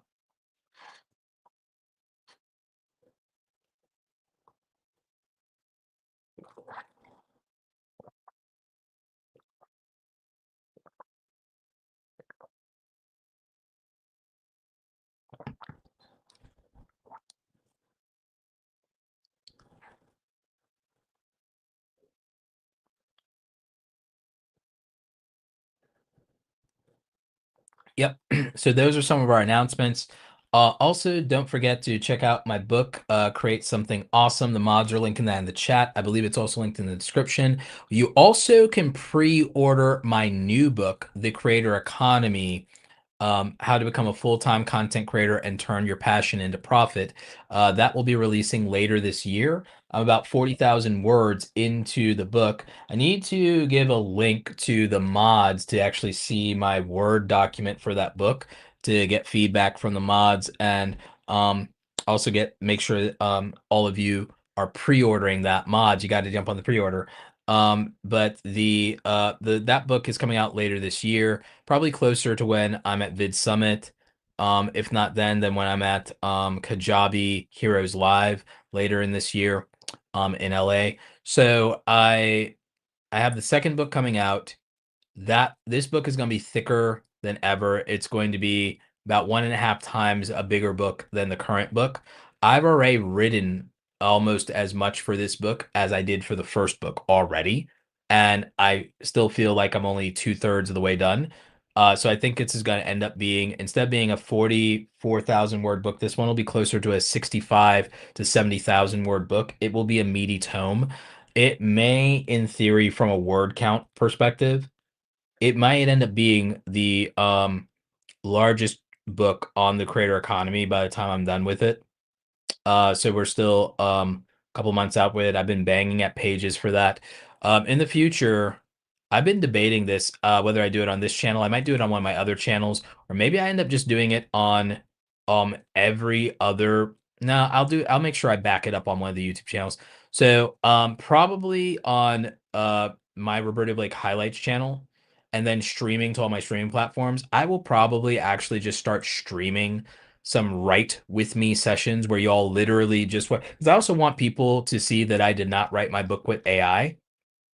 um I do have AI edit my book for errors and omissions and grammar and structure, but I write my book by hand, just like I wrote the first book before I was so glad I wrote this first book before ChatGPT was a thing, so no one could accuse me of writing it with ChatGPT.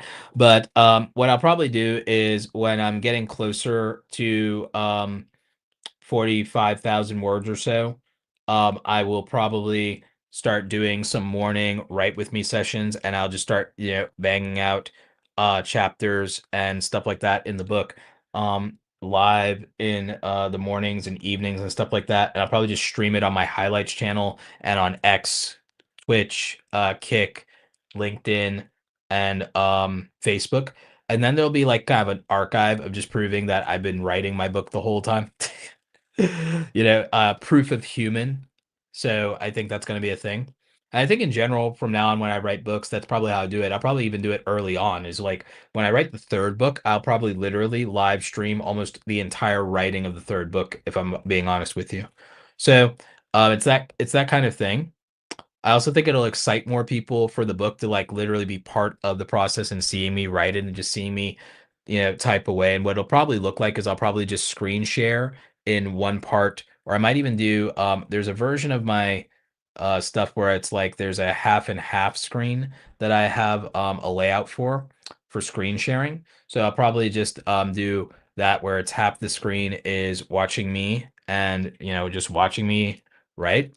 And the other half will probably just be um seeing the actual screen and just seeing that I am writing and that I am typing and that the book is getting done. So, it's that sort of thing that I've been thinking about. So, that's just some of the housekeeping. Again, this is the kind of stuff that'll get trimmed in that video compilation of all of the stuff. I'll probably also film chapter transitions for each chapter in the big mega upload compilation of the workshops. So that's one of the things that also have it take a little bit longer.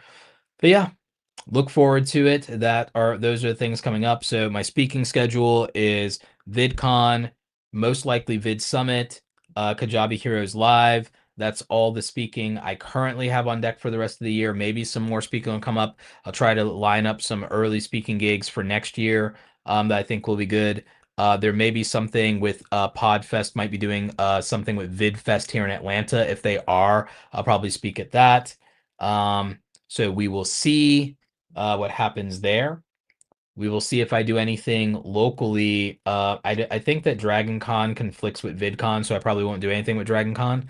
So we have those things. So that's what's coming up. Make sure you guys check out the Discord server. Make sure you check out the free Creator Foundations course. Remember, it is a free pay what you want, pay what you can course. You can choose to pay $0 and get it completely free. Or if I've ever given you any value, you can do a $2, $5, $10 donation, whatever you want.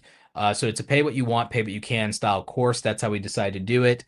You'll get a lot of materials with that. Actually, recently with that, we also uploaded the creator monetization matrix where we actually gave you the requirements for every creator platform, how to get monetized. We also did a spreadsheet where we have all of the monetization offers that each platform has in a grid.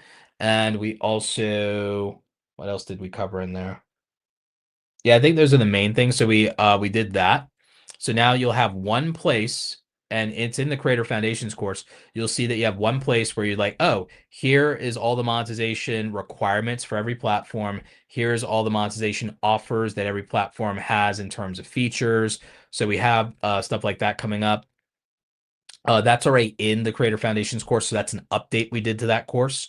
We are still adding things to that course. We're adding a 6 weeks how to like just do this for the first 6 weeks if you're lost. We have something with that coming up. Lot of different additions to that course. Working on that free course is why the brand deals course that I was supposed to launch is delayed right now, because we've just been doing so much for the free course that I haven't launched my paid course yet, but we're working on it. So those are all the things. We will catch you guys later. We will have a Friday channel review session. As long as I have a voice on Friday, we will have channel reviews on Friday. So stay awesome. We'll catch you on the next one. We're going to close out, and you're going to learn more about Awesome Creator Academy and how you can join the pro group today.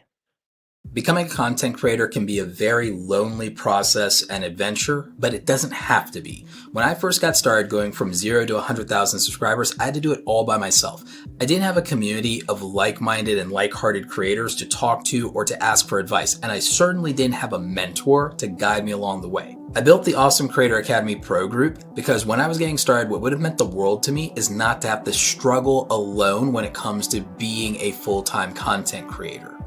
If I had had a community of creators that I could talk to and share information with, I would have avoided a lot of mistakes in my early career, and there would have been opportunities with brand deals where I would have gotten a better understanding of how to negotiate, and I wouldn't have undersold myself. I wouldn't have been taken advantage of in those early situations. So in the Awesome Creator Academy Pro Group, myself and our co-instructor Andy Rivera, we meet twice a week for office hours with our creators, and we share information, we talk about how we're building our creator businesses, and we offer constructive criticism and critique on the things that we're working on for our projects. You'll be part of a community of usually around 100 like-minded creators who are taking this seriously just like you are. You'll also have all access as a pro group member to all of our past, present, and future courses, training, templates, digital downloads, and swipe files. You have full access to our creator blueprints where you'll see our systems and the frameworks that we use to execute.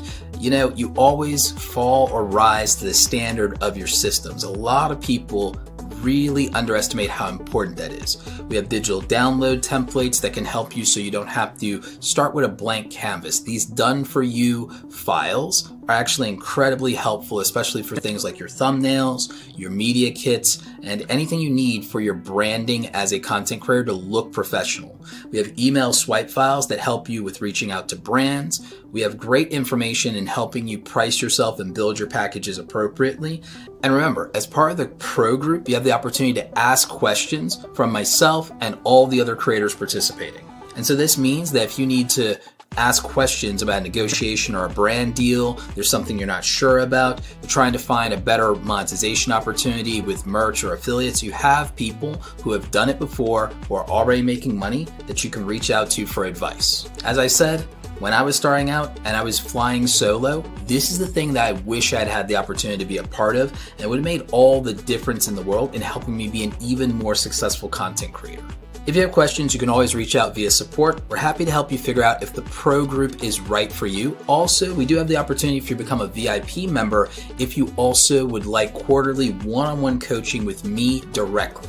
Now go out there and create something awesome today, and hopefully we'll see you in the pro group. Take care.